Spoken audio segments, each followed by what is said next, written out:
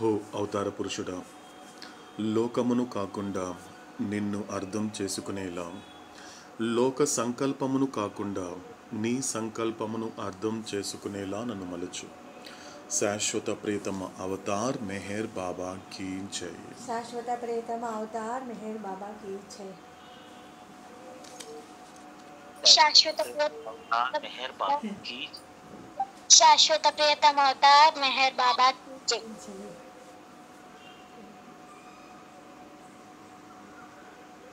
शाश्वत प्रियतम अवतार मेहर बाबा की जय.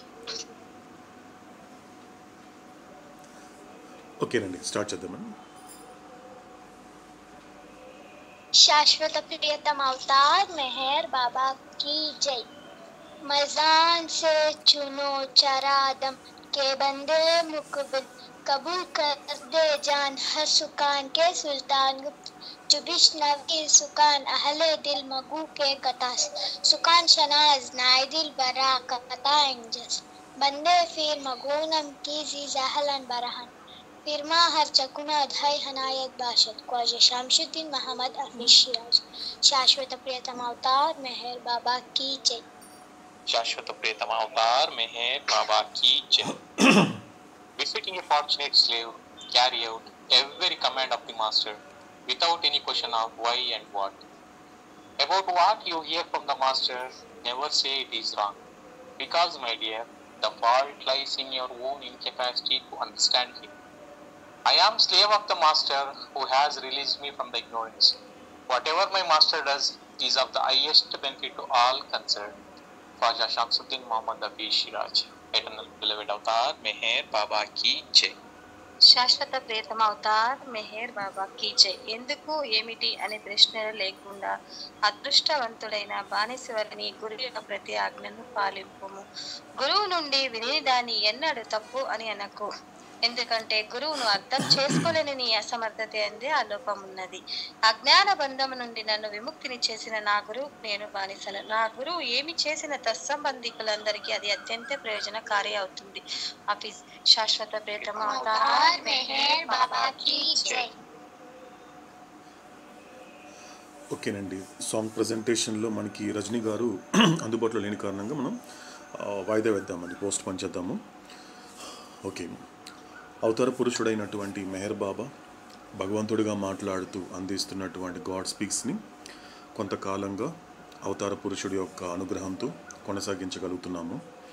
అందులో భాగంగానే మొదటి మజిలీ అంటే మొదటి భాగం నుండి 5వ భాగం వరకు పూర్తి చేసుకొని 2వ మజిలీ అయినటువంటి 6వ భాగంలోకి అవతాడు మనల్ని తీసుకెళ్తున్నాడు. సో ఇక్కడికి వచ్చేసరికి అంటే ఈ యొక్క పార్ట్ అంటే ఇందులో మనకి అవతాడు చెప్పే ప్రతి మాట దేనికి సంబంధించింది అంటే ఇక్కడ పూర్తిగా ఆ భగవత్ సాక్షాత్కారం పొందిన తర్వాత ఎలా ఉంటుంది అంటే ఆ వెరీ ఫ్యూ సోల్ గురించి చెబుతూ అందులో ఉన్నటువంటి 3 స్థితుల గురించి చెబుతూ అంటే ముఖ్యంగా భగవత్ సాక్షాత్కారం కలిగిన తర్వాత మళ్ళీ ఎవరైతే అవతార పురుషుడి చేత మళ్ళీ లోకంలోకి పంపబడినప్పుడు వాళ్ళు ఎటువంటి పనులనేటువంటిది చేస్తారు, ఎటువంటి కార్యకలాపాలు నిర్వర్తిస్తారు అనేటువంటి విషయాన్ని మనకి ఆ 3 స్థితుల ద్వారా అవతాడు చెప్పాడు. ముఖ్యంగా 3వ స్థితి గురించి మనం మాట్లాడుకుంటున్నప్పుడు ఆ 3వ స్థితిలో వచ్చి చేయగలిగినటువంటిది ఎవరైనా ఉన్నారు అంటే అది సద్గురువులు మాత్రమే. అంటే ఇక్కడున్నటువంటి 56 మందిలో ఉన్నటువంటి ఆ పంచసద్గురువులు మరియు అవతార పురుషుడైనటువంటి ఆ యొక్క పరబ్రహ్మ మాత్రమే చేయగలిగినటువంటి పని ఆ యొక్క 3వ స్థితిలో ఉన్నటువంటి వ్యక్తి. ఎందుకంటే అవతాడు ఎప్పుడు ఒక మాట చెప్తూ ఉంటాడు, నువ్వు సిద్ధంగా ఉండాలి కానీ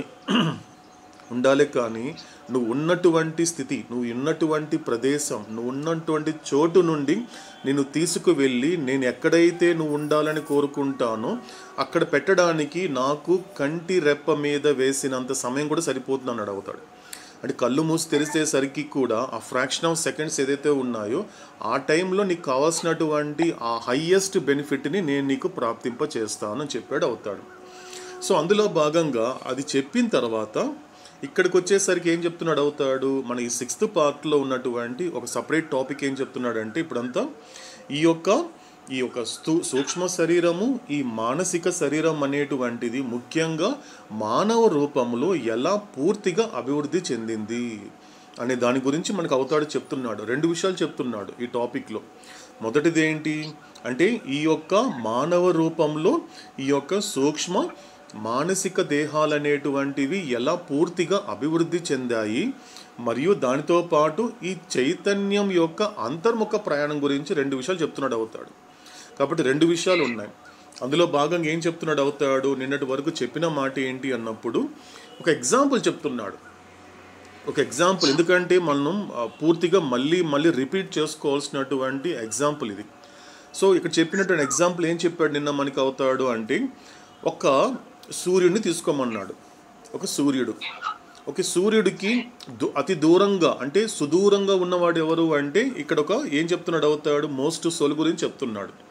అంటే ఎప్పుడైతే మనము ఈ 454 కనుక కరెక్ట్గా మనం కనుక డైజెస్ట్ చేసుకోగలిగితే, అది గుప్పెట్లు అందుకోగలిగితే అవతారుడు అక్కడ ఆ పదం వాడకపోయినా ఏ పదం వాడినా కనెక్ట్ చేసుకోవచ్చు. ఫర్ ఎగ్జాంపుల్, ఎందుకు 454 అనేది గుప్పెట్లో మనకు అందించాడంటే అవుతాడు, ముందు చెప్పబోయేటువంటి విషయాలు ఏవైతే ఉన్నాయో వాటితో మనం కనెక్ట్ అవ్వచ్చు. ఎలా కనెక్ట్ అవ్వచ్చు అనే మాట తీసుకున్నప్పుడు పూర్తిగా ఏం చెప్తున్నాడు అవుతాడు ఇక్కడ. ఫర్ ఎగ్జాంపుల్ మనకు ఎగ్జాంపుల్ చెప్తున్నాడు. ఏం చెప్పాడు ఇక్కడ అంటే, ఇక్కడ ఒక గ్రాస్ కాన్షియస్ హ్యూమన్ ఆత్మ అన్నాడు. గ్రాస్ కాన్షియస్ హ్యూమన్ ఆత్మ అనగానే మనం వెంటనే కనెక్ట్ అవ్వాల్సింది 4 ఆత్మలు మోస్ట్ సోల్. ఓహో, బాబా ఇక్కడ మోస్ట్ సోల్ గురించి చెప్తున్నాడు. ఓకే, మోస్ట్ సోల్ గురించి ఎలా ఉంటాడు.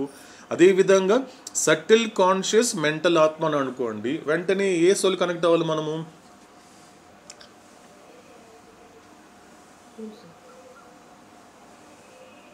సమ్ సోల్ కనెక్ట్ అవ్వాలి. అంటే గ్రాస్ కాన్షియస్ హ్యూమన్ ఆత్మ అంటే మోస్ట్ సోల్ అని, సటిల్ కాన్షియస్ హ్యూమన్ ఆత్మ అంటే సమ్ సోల్ అని, మెంటల్ కాన్షియస్ హ్యూమన్ ఆత్మ అంటే ఫ్యూ సోల్ అని.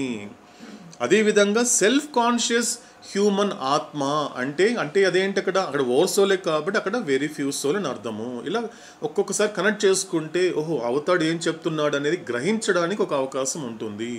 కాబట్టి ఇక్కడ ఎవరి గురించి చెప్తున్నాడు అవుతాడు అంటే మోస్ట్ సోల్ గురించి చెప్తున్నాడు. కాబట్టి మోస్ట్ సోల్ ఎక్కడ ఉన్నాడు, ఒక భూమి మీద ఉన్నాడు. భూమి మీద ఉన్నాడు. ఎక్కడది అంటే ఆ యొక్క సూర్యుడికి సుదూరంగా ఉన్నాడు. ఈ భూమి ఉంది, ఆ భూమి మీద నివసిస్తున్నాడు ఎవరు, ఈ యొక్క మోస్ట్ సోల్. సో దీన్ని కొంచెం విజువలైజ్ చేసుకోమన్నాడు అర్థం చేసుకోవడానికి. కాబట్టి సూర్యుడికి అతి దూరంగా ఉన్నటువంటి భూమి మీద నివసిస్తున్నాడు ఎవరు, ఈ మోస్ట్ సోల్. సో కాబట్టి ఏం చెప్తున్నాడు ఇక్కడ అవుతాడు, to give simile let us consider for instance a gross conscious human atma as a soul on earth far flung from the sun, which for instance for the purpose of our own smile only we take as the source of energy of the subtle and the source of mind of the mental. అంటే ఇక్కడ ఏం జరుగుతోంది, ఇక్కడ స్పష్టంగా చెప్తున్నాడు అవుతాడు. ఇప్పుడు సాధారణంగా దీన్ని ఎలా తీసుకోవాలి, ఎలా ఇంకా బాగా అర్థం చేసుకోవాలి, అవతార పురుషుడు చెప్పేటువంటి మాటల్ని శ్రద్ధ పెడితే ఇంకాస్త కొంచెం సుస్పష్టంగా అర్థం చేసుకోవచ్చు. ఇప్పుడు సాధారణంగా మనిషి మాట్లాడేటువంటి మానవుడు మాట్లాడే మాటలు ఎలా ఉంటుంది అంటే ఈ 2 పదాలు వాడుతూ ఉంటాడు. ఎనర్జీ, ఒకటి ఎనర్జీ, రెండోది మైండ్. ఎనర్జీ గురించి మాట్లాడుతున్నప్పుడు ఎవరైనా అతడి యొక్క లిమిటేషన్కి మించి కనుక ఎక్కువ పనిచేశాడు అనుకోండి, ఎక్కువ కష్టపడిపోయాడు అనుకోండి, అతను ఏమంటాడు, నాకు ఎనర్జీ లేదండి, ఎనర్జీ పూర్తిగా ఖర్చు అయిపోయింది అన్నప్పుడు ఆ ఎనర్జీని దేనితో అతను ఐడెంటిఫై అవుతున్నాడు, గ్రాస్ బాడీతో ఐడెంటిఫై అవుతున్నాడు. కానీ నిజానికి అది నిజమా అంటే అది నిజం కాదు. ఎందుకంటే ఎనర్జీ అనేటువంటిది గ్రాస్ బాడీకి సంబంధించింది కాదు. రెండో విషయం ఏంటి, మెంటల్ బాడీ లేకపోతే మనస్సు అంటున్నాడు. ఎందుకంటే మనసు పెట్టి ఆ పని చేయాలండి, మనసు బాగలేదు, మనసు పలు విధాల వేరే చోటికి పరిగెత్తుతోంది అనేటువంటి మాటలు మాట్లాడుతున్నప్పుడు ఆ మనస్సును కూడా దేనితో అతను ఐడెంటిఫై అవుతున్నాడు, గ్రాస్ బాడీతోనే ఐడెంటిఫై అవుతున్నాడు. కాబట్టి ఈ క్లారిటీ ఇస్తున్నాడు అవుతాడు. కాబట్టి మనసు అనేటువంటిది ఈ స్థూల శరీరంలో లేదు, ఎనర్జీ అనేటువంటి నువ్వు చెప్పే ప్రాణశక్తి అనేది కూడా ఈ యొక్క గ్రాస్ బాడీలో లేదు. అంటే అర్థం ఏంటి, ఇక్కడ ఇప్పుడు అక్కడ సూర్యుడు అవతాడు చెప్పే ఉదాహరణ తీసుకుంటే సూర్యుడు తన యొక్క సూర్యకిరణాలని ఏం చేస్తున్నాడు, పూర్తిగా అక్కడ అందరికీ వెలుగుని పంచుతున్నాడు. కానీ ఇతను ఏమంటున్నాడంటే మోస్ట్ సోల్ లేదండి, ఆ సూర్యుడి నుండి వచ్చేటువంటి సూర్యకిరణాలు నేరుగా నా మీదనే పడుతోంది అంటున్నాడు. కానీ అవతాడు ఏమంటున్నాడు, అలా నేరుగా నీ మీద పడటం లేదురా నాయన, నీకన్నా ముందు ఇద్దరి ద్వారా నీ దగ్గరకు వస్తోంది, రెండింటి ద్వారా నీ దగ్గరకు వస్తోంది. అంటే అర్థం ఏంటి, అక్కడ సూర్యుడు అనే విషయం తీసుకున్నప్పుడు అక్కడ మనం ఆత్మ యొక్క ఎరుక అనవచ్చు, లేకపోతే పరమాత్మ అనుభవం అని చెప్పచ్చు. అంటే ఒక వెరీ ఫ్యూ సోల్ అని అర్థం. అక్కడ సూర్యుడు అనే అర్థం ఎలా అర్థం చేసుకోవాలి అంటే, నువ్వు సంస్కార రహితమైన తర్వాత, బంధన రహితమైనప్పుడు, విజ్ఞాన భూమిక మీద ఉన్నప్పుడు, సో ఈ పరమాత్మ అనుభవం ద్వారా ఎప్పుడైతే ఆత్మ యొక్క ఎరుక కలుగుతావో అటువంటి స్థితిని అవతారుడు ఒక సూర్యుడితో పోలుస్తున్నాడు. ఇది అర్థం చేసుకుంటే సరిపోతుంది. కాబట్టి నువ్వు ఆ వెరీ ఫ్యూ సోల్ కావడానికన్నా ముందు ఏం జరుగుతోంది, అక్కడ నీలో ఆత్మ ఉంది. నీ యొక్క శరీరానికి అతీతంగా నీలోనే ఆత్మ ఉంది. ఈ ప్రపంచానికి అతీతంగా పరమాత్మ కూడా ఉన్నాడు. కానీ ఎలా ఉన్నాడు అంటే నీకు ఎరుక లేకుండా ఉన్నాడు. కాబట్టి ప్రపంచానికి అతీతంగా ఉండే పరమాత్మను ఎందుకు దర్శించలేకపోతున్నావు, కేవలం స్థూల ప్రపంచాన్ని మాత్రమే ఎందుకు దర్శిస్తున్నావు అంటే కేవలం నీకున్నటువంటి సంస్కారాల వలన. సో నీలో ఒక ఆత్మ ఉన్నప్పటికీ కూడా ఇంకా ఎందుకు నా దేహము, నా శరీరము నాకు బాధ కలుగుతోంది, సో కాబట్టి ఇది సహకరించడం లేదు, దీనివల్ల ఇబ్బంది పడుతున్నానని శరీరం పట్ల ఎందుకు నువ్వు కంప్లైంట్ చేస్తున్నావు అంటే ఇంకా నువ్వు స్థూల శరీరపు ఎరుకలో ఉన్నావు. కాబట్టి ఏం చెప్తున్నాడు అవుతాడు, నీ జీవితంలో ఒక ఎనర్జీ అనేది ప్రసరించాలన్నా, లేకపోతే మనసు అనేటువంటిది ఈ శరీరం ద్వారా పని చేయాలన్నా కూడా దానికి ఒక ప్రాసెస్ ఉంది.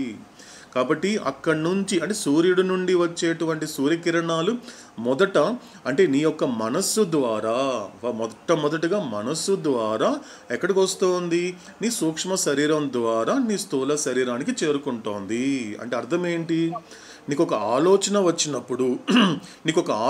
వచ్చినప్పుడు ఏం జరుగుతోంది అన్నప్పుడు నువ్వేమంటున్నావు, సో ఇక్కడ నాకు ఈ శరీరంలో ఆలోచన వచ్చింది, కానీ నీకు శరీరంలో ఆలోచన రాలేదు, నాకు ఇప్పుడే ఆలోచన వచ్చిందండి అంటే ఎక్కడి నుండి వచ్చింది, నీ స్థూల శరీరంలో ఉన్నటువంటి సూక్ష్మ శరీరంలో ఉన్నటువంటి ఈ యొక్క మానసిక శరీరం నుండి వస్తోంది. కాబట్టి మానసిక శరీరంలో నీకు అది జనరేట్ అయినటువంటి ఆలోచన సూక్ష్మ శరీరం అనేటువంటి ఎనర్జీ ద్వారా గ్రాస్ బాడీకి చేరుకుంటోంది. ఇది ఒక ప్రాసెస్ చెప్తున్నాడు అవుతాడు. ఇది కరెక్ట్గా పట్టుకోగలగాలి. ఈ ప్రాసెస్ ఏదైతే అవుతాడో చెప్తున్నాడో ఆ ప్రాసెస్ని కనుక కరెక్ట్గా పట్టుకోగలిగితే అంటే అప్పుడు ఎలా అర్థమవుతుంది, ఓహో నాకు వచ్చిన ఆలోచన నా మానసిక శరీరం నుండి ఈ యొక్క సూక్ష్మ శరీరం ద్వారా ఈ స్థూల శరీరానికి చేరుకుంటోంది.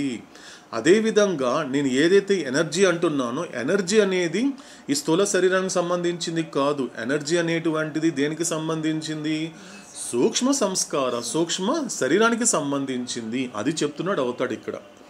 సో ఏం చెప్తున్నాడు క్లియర్గా ఇక్కడ, నిన్న మనకేం చెప్పాడు, ఎంతవరకు కంక్లూడ్ చేశాడు అవుతాడు అంటే ఇక్కడ పూర్తిగా ఇప్పుడు ఒక ఉపమానం ద్వారా చెప్పాలి అంటే ఉదాహరణకు ఒక స్థూల ఎరుక గల మానవాత్మను సూర్యుడికి సుదూరంగా ఉన్నటువంటి భూమి మీద ఉండే ఒక ఆత్మగా తీసుకుందాం. ఎటువంటి ఆత్మ, మోస్ట్ సోల్. కేవలము ఒక ఎగ్జాంపుల్, ఒక ఉదాహరణ కోసమే ఈ సూర్యుడిని సూక్ష్మానికి చెందిన ప్రాణశక్తికి మూలంగాను మరియు మానసికానికి చెందిన మనసుకి మూలంగాను అనుకుందాము అంటున్నాడు అవుతాడు. కాబట్టి నువ్వు ఏదైతే ప్రాణశక్తి అంటున్నావే దానికి మూలం ఎక్కడుంది, సూర్యుడే. మనసులో ఈ యొక్క ఆలోచన పుడుతోంది అంటే దానికి కారణం ఎవరు, దానికి మూలము మళ్ళీ సూర్యుడే అని చెబుతూ, కానీ ఎక్కడెక్కడ కన్ఫ్యూజ్ అవ్వకండి. నేను సూర్యుడి గురించి చెప్తున్నప్పుడు ఏదో సైన్స్ గురించి చెప్తున్నాను లేకపోతే వేరే విషయాలు చెబుతున్నాను అనే విధంగా కాకుండా నేను ఒక ఉదాహరణ కోసమే ఇది చెప్తున్నాను మీకు అర్థం కావడానికి. కాబట్టి మనం ఇప్పుడు ప్రమాణంగా తీసుకున్నటువంటి సూర్యుడు ప్రాణశక్తి మరియు మనస్సుల కిరణాలను భూమి మీద నిరంతరాయంగా ఏకకాలంలో ప్రసరిస్తూ ఉంటాడు. అంటే అర్థం ఏంటి అంటే ఒక సమయంలో అంటే ఈ యొక్క ఈ ఫ్యూజ్ సోల్కి ఒక సపరేట్గాను, సటిల్ బాడీకి సపరేట్గాను, గ్రాస్ బాడీకి సపరేట్గాను ఆయన కిరణాలను ప్రసరించడం లేదు, ఒకేసారి ప్రసరిస్తున్నాడు. ఏకకాలంలో నిరంతరాయంగా, అంటే ఆయన ప్రసరణ, సూర్యకిరణాల యొక్క ప్రసరణ అనేది ఎలా జరుగుతోంది? నిరంతరాయంగా ఏకకాలంలో ఒక్కసారి ఆ యొక్క ఫ్యూసోల్ ద్వారా, సమ్సోల్ ద్వారా ఎక్కడ చేరుతోంది? మోస్ట్ సోల్కి చేరుతోంది. భూమి మీద ఉన్నటువంటి మోస్ట్ సోల్కి జరుగుతోంది. ఇది ఎలా జరుగుతోంది? నిరంతరాయంగా ఏకకాలంలో ప్రసరిస్తూ ఉంటాడు. కేవలం స్థూలం యొక్క ఎరుక మాత్రమే కలిగి ఉంటూ భూమి మీద నివసిస్తున్న స్థూల ఎరుక గల మానవాత్మ ప్రాణశక్తి యొక్క అంశాలను అణుశక్తి రూపంలోనూ స్థూల ప్రపంచంలో అత్యంత పూర్తి స్థాయిలో వినియోగించడం ద్వారా సూర్యకిరణాల నుండి సూక్ష్మానికి చెందిన ప్రాణశక్తిని ఎరుక లేకుండానే గ్రహిస్తాడు. ఇక్కడ చెప్తున్నాడండి గొప్పగా, నువ్వు ఏదైతే ఎనర్జీ అంటున్నావే, ఈ ఎనర్జీ నాకు తగ్గిపోయింది, నాకు శక్తి లేదు, నేను ఇంక మీద పని చేయలేను, చాలా కష్టపడిపోయాను అని ఇవన్నీ ఎలా చేస్తున్నావు అంటే, ఎందుకు నువ్వు అటువంటి అవగాహన రాహిత్యానికి ఎందుకు వెళ్ళిపోయావు? ఒక సరైన అవగాహన ఎందుకు కలగటం లేదు అంటే, నువ్వు ప్రాణశక్తిని ఎరుక లేకుండా గ్రహిస్తున్నావు. ఏం చెప్పాడు అవుతాడు ఇక్కడ? Unconsciously you're utilizing the energy. కాబట్టి ఎందుకు ఎరుక లేకుండా ఉంది అంటే, ఎందుకంటే నువ్వు మోస్ట్ సోల్గా ఉన్నావు కాబట్టి నీకు అంటే సటిల్కి సంబంధించినటువంటి ఎరుక లేదు, అదేవిధంగా మెంటల్కి సంబంధించిన ఎరుక లేదు, అదేవిధంగా ఆత్మకి సంబంధించిన ఎరుక లేదు. మనకి స్టార్టింగ్లో అవుతాడు చెప్పిన విధంగా మోస్ట్ సోల్ పరిస్థితి ఏంటి? అతడు కేవలము స్థూలానికి సంబంధించిన ఎరుక కలిగి ఉంటూ సూక్ష్మానికి, మానసికానికి, ఆత్మ యొక్క ఎరుక లేకుండా ఉంటాడు. మోస్ట్ సోల్ అంటే ఎలా? ఎవరంటే మోస్ట్ సోల్ కేవలము స్థూల ఎరుక మాత్రమే కలిగి ఉంటూ సూక్ష్మానికి సంబంధించిన ఎరుక కావచ్చు, మానసిక సంబంధించిన ఎరుక కానీ, ఆత్మ యొక్క ఎరుక కానీ లేకుండా ఉంటాడు. ఎవరు? ఈ మోస్ట్ సోల్. అదేవిధంగా సంసోల్కి వెళ్ళిపోతే ఏం జరుగుతుంది? అతడు కేవలము సూక్ష్మానికి సంబంధించిన ఎరుక మాత్రమే కలిగి ఉంటూ స్థూలానికి సంబంధించింది కానీ, మానసికానికి సంబంధించింది కానీ, ఆత్మకి సంబంధించినటువంటి ఎరుక అతనికి ఎరుక లేకుండా ఉంటాడు. ఫ్యూసోల్కి వచ్చేసామనుకోండి, ఏం జరుగుతోంది? అతడు ఫ్యూసోల్ ఎలా ఉంటాడు? కేవలము మానసిక శరీరం యొక్క ఎరుక కలిగి ఉంటూ అతడు తన స్థూల, సూక్ష్మ మరియు ఆత్మ యొక్క ఎరుక లేకుండా ఉంటాడు. ఇంకా చివరికి వచ్చేసరికి వెరీ ఫ్యూసోల్ ఎలా ఉంటాడు? అతడు కేవలము ఆత్మ యొక్క ఎరుక కలిగి ఉంటాడు కాబట్టి అతడికి తన యొక్క స్థూల, సూక్ష్మ, మానసిక శరీరాల పట్ల ఎరుక అనేది ఉండదు. ఈ క్లారిటీ తెచ్చుకోవాలి. మనం ఒక్కసారి రివిజన్ చేసుకోవాలి. మనకి స్టార్టింగ్లో అవుతాడు చెప్పిన మాట. కాబట్టి మోస్ట్ సోల్ గురించి చెప్తున్నాడు అంటే అతడు సమ్కి సంబంధించిన ఆస్పెక్ట్ లేదు, మెంటల్కి సంబంధించిన ఆస్పెక్ట్ లేదు, సెల్ఫ్కి సంబంధించిన ఆస్పెక్ట్ లేదు. కేవలము అందువలననే ఏం చెప్పాడు అవుతాడు? మోస్ట్ సోల్లో ఉన్నటువంటి దేవుడు ఏమయ్యాడంటే అక్కడ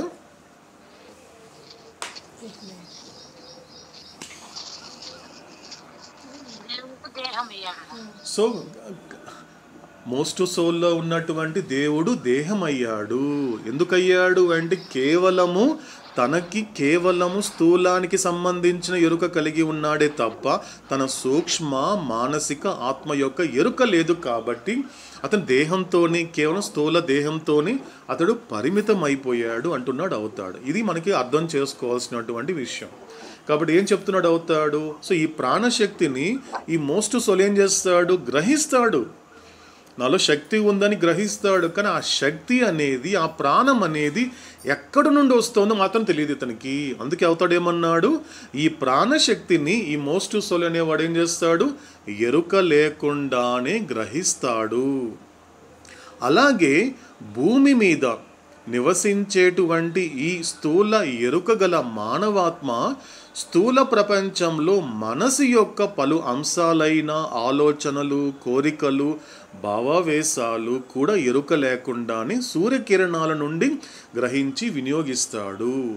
అంటే ఇతనికి ఏమంటున్నాడు? 3 చెప్తున్నాడు అవుతాడు. టెడ్ అన్నాం మనం యాక్చువల్గా లాస్ట్ టైం కూడా అర్థమయ్యేలాగా. టెడ్ అంటే అండి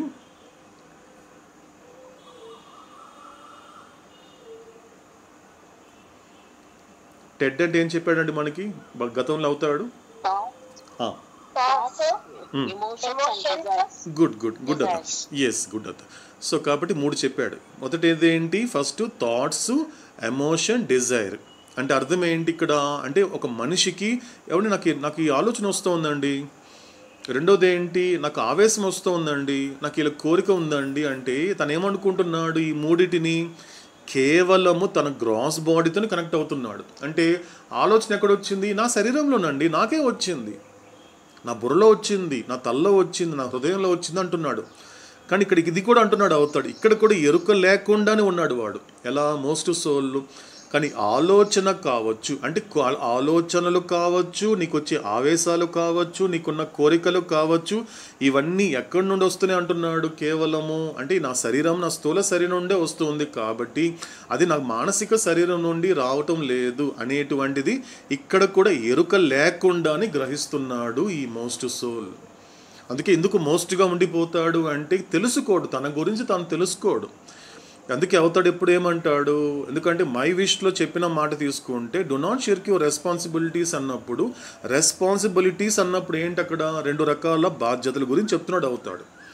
రెస్పాన్సిబిలిటీస్ అంటే ఏం చెప్తున్నాడు? 2 రకాల రెస్పాన్సిబిలిటీ నీకు ఉంది. ఒకటేంటి? ప్రైమరీ రెస్పాన్సిబిలిటీ, నీ బాధ్యత ఏంటి? ప్రాథమికమైన బాధ్యత.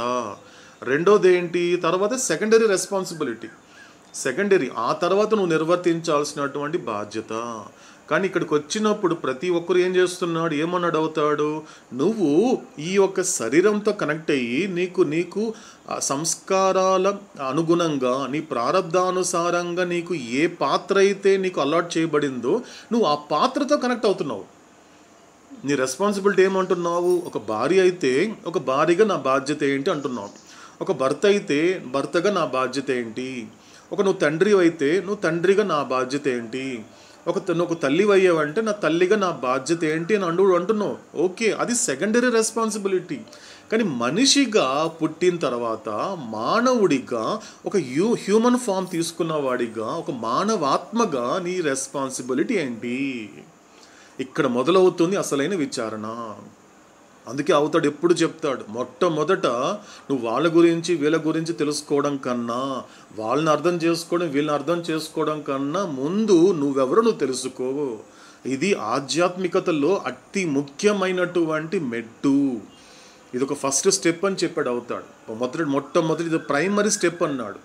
కాబట్టి నువ్వు జన్మ తీసుకున్న ప్రతిసారి ఆ ప్రైమరీ రెస్పాన్సిబిలిటీని పక్కనే పెట్టి సెకండరీ రెస్పాన్సిబిలిటీ డైరెక్ట్గా వెళ్ళిపోతున్నావు. ఎందుకు అంటే దానికి కారణం ఏంటో తెలుసా? నీ అజ్ఞానం అన్నాడు అవుతాడు.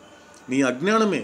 అంటే సాధారణంగా ఈ ప్రపంచంలో నువ్వు ఊహ తెలిసిన తర్వాత నువ్వు చేసిన పనుల్ని ఒక్కసారి విచారం చేసుకో. నువ్వు చేసే కొన్ని పనులు చేసే నువ్వు చదివిన చదువు కావచ్చు, నువ్వు నీ సంపాదన కావచ్చు, ఏదైనప్పటికీ కూడా సాధారణంగా నువ్వు ఆ సెకండరీ రెస్పాన్సిబిలిటీలో చేసే అజ్ఞాన పని ఏంటి అంటే యు ఆర్ ఇమిటేటింగ్ పీపుల్. నువ్వు అనుకరిస్తున్నావు. ఎందుకు ఈ పని చేస్తున్నావు అంటే ఏమంటున్నావు నువ్వు? లేదు బాబా, అతను ఆ పని చేస్తున్నాడు కాబట్టి నేను కూడా ఆ పని చేయాలేమో, అది నేను ఆ పని చేస్తున్నాను. అక్కడికి ఎందుకు పోతున్నావురా? అందరూ పోతున్నారు కదా బాబా, నేను అక్కడికి పోతున్నాను అంటే దాన్ని బ్లైండ్ ఇమిటేషన్ అన్నాడు అవుతాడు. ఒక గుడ్డిగా ఒక అనుకరించడము అంతే తప్ప నీకేం కావాలో నీకు ఎప్పుడైనా తెలుసుకున్నావా? వాళ్ళు చెప్పారు వీళ్ళు చెప్పారు అంటున్నావు తప్ప నీ అంతటగా ప్రశ్నించుకొని నిజానికి నాకేం కావాలి, నిజానికి వాళ్ళు చెబుతున్నారు కాబట్టి నాకు ఇది కావాలేమో అని నువ్వు అనుకుంటున్నావే తప్ప నిజానికి నీకేం కావాలో నీకు తెలుసా? నీకు తెలియదు. ఎంతవరకు తెలియదు? నీ ప్రాథమికమైన బాధ్యతని నువ్వు గుర్తించనంత వరకు, మానవ జన్మ ద్వారా నువ్వు చేయాల్సిన పని ఏదైతే ఉందో దానితో నువ్వు కనెక్ట్ అవ్వటం లేదు. ప్రారబ్ధానుసారం వచ్చినటువంటి ఆ పాత్రతో నువ్వు కనెక్ట్ అవుతున్నావే తప్ప ఎటువంటి పాత్ర లేనటువంటి వాడివి, రూపరహితుడివి, అనంతమైన వాడి, శాశ్వతమైన వాడివి నువ్వు ఆత్మగా. కాబట్టి ఒక ఆత్మగా నీ రెస్పాన్సిబిలిటీ ఏంటి?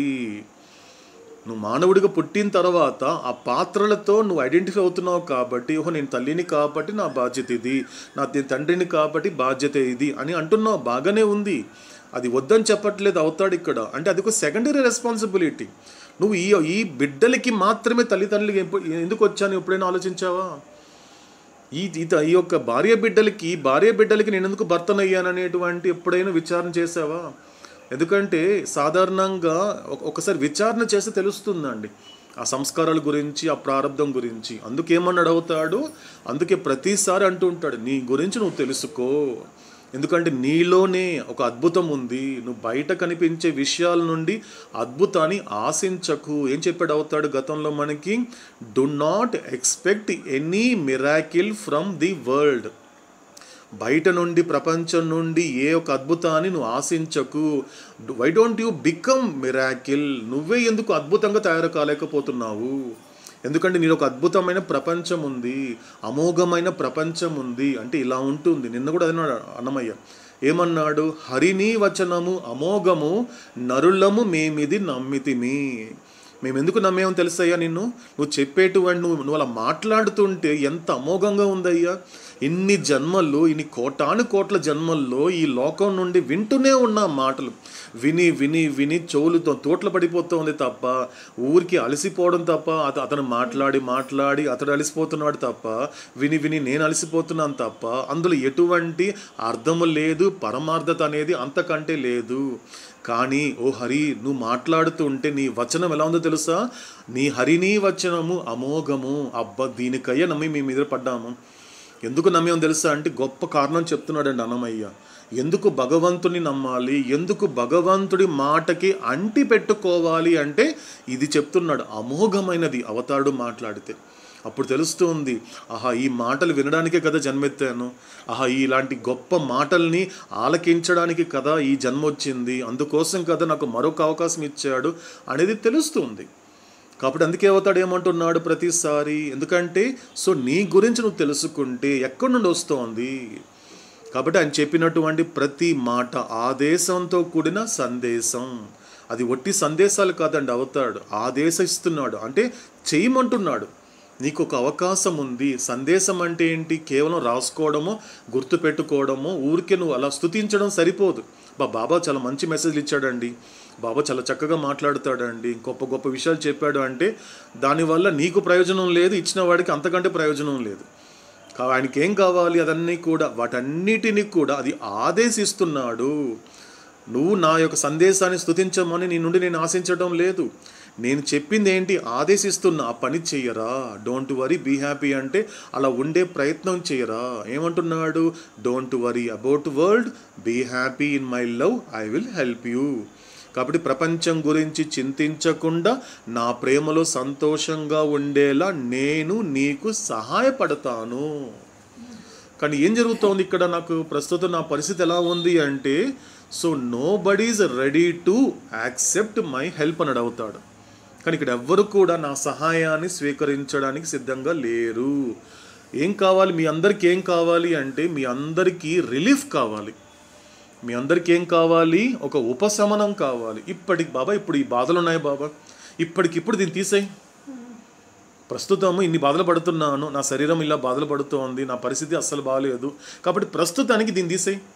ఈ పరిస్థితులన్నీ కూడా కాస్త బాగు చేసాయంటే మాత్రము అవుతాడు చెప్తున్నాడు, నేను చేయను. అదేంటి బాబా, నువ్వే కదా భగవంతుడు. అవును భగవంతుడినే, కానీ నేను ఎక్కడ రాసి ఇవ్వలేదే. భగవంతుడు అయితే నీ పరిస్థితులు మార్చాలి, నీ జీవితాన్ని మార్చాలి నేను ఎప్పుడు చెప్పలేదా. నీ యొక్క జీవితం కాదు, నీ యొక్క ఆత్మని గుర్తించేలా చేస్తాడు పరమాత్మ. ఎప్పుడు గురువు చేసే పని ఏంటి, ఎప్పుడు కూడా నీకు అబద్ధాన్ని నుండి దూరం చేసి నిజానికి దగ్గర చేస్తాడు. గురువు పని ఏంటి, హఫీజ్ చెప్తాడు ఒక చోట, ఏం చేస్తాడు గురువు చేసే పని ఏంటి అంటే నిన్ను అబద్ధం నుండి దూరంగా పెడుతూ నిజానికి దగ్గరగా పెడతాడు. కాబట్టి నువ్వు అడిగే ప్రతి మాట, నువ్వు అడిగే ప్రతి కోరిక దేనికి సంబంధించింది, నిజానికి సంబంధించింది కాదే, అబద్ధానికి సంబంధించింది. అబద్ధానికి నిన్ను దూరంగా పెట్టేటువంటి గురువుని మళ్ళీ ఆ అబద్ధానికి సంబంధించిన కోరిక తీర్చమని అదే పరమాత్మని అడగడం అనేది హాస్యాస్పదం అని అడుగుతాడు. చాలా హాస్యాస్పదంగా ఉందిరా నువ్వు అడుగుతుంటే అని అడుగుతాడు.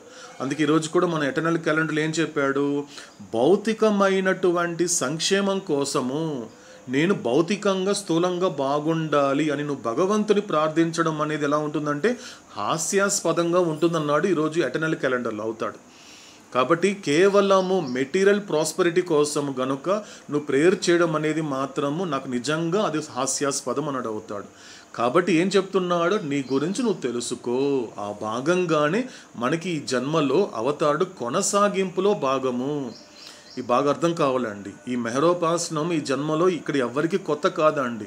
నా వరకు నేను తీసుకుంటే నాకు ఇది కొత్త కాదండి. అవతార పురుషుడైన మెహర్ బాబా ఇలా కూర్చోపెట్టుకోవడం అనేటువంటిది నాకైతే కొత్త కాదు, నాకు తెలుస్తోంది. ఎందుకంటే ఇది నిరంతరంగా జరుగుతూనే ఉంది. కానీ గత జన్మలో ఒక ఎరుకతో నిత్యంగా నిరంతరాయంగా కొనసాగించలేకపోయాను కాబట్టి మరొకసారి అవకాశం ఇచ్చాడు ఈ జన్మలో.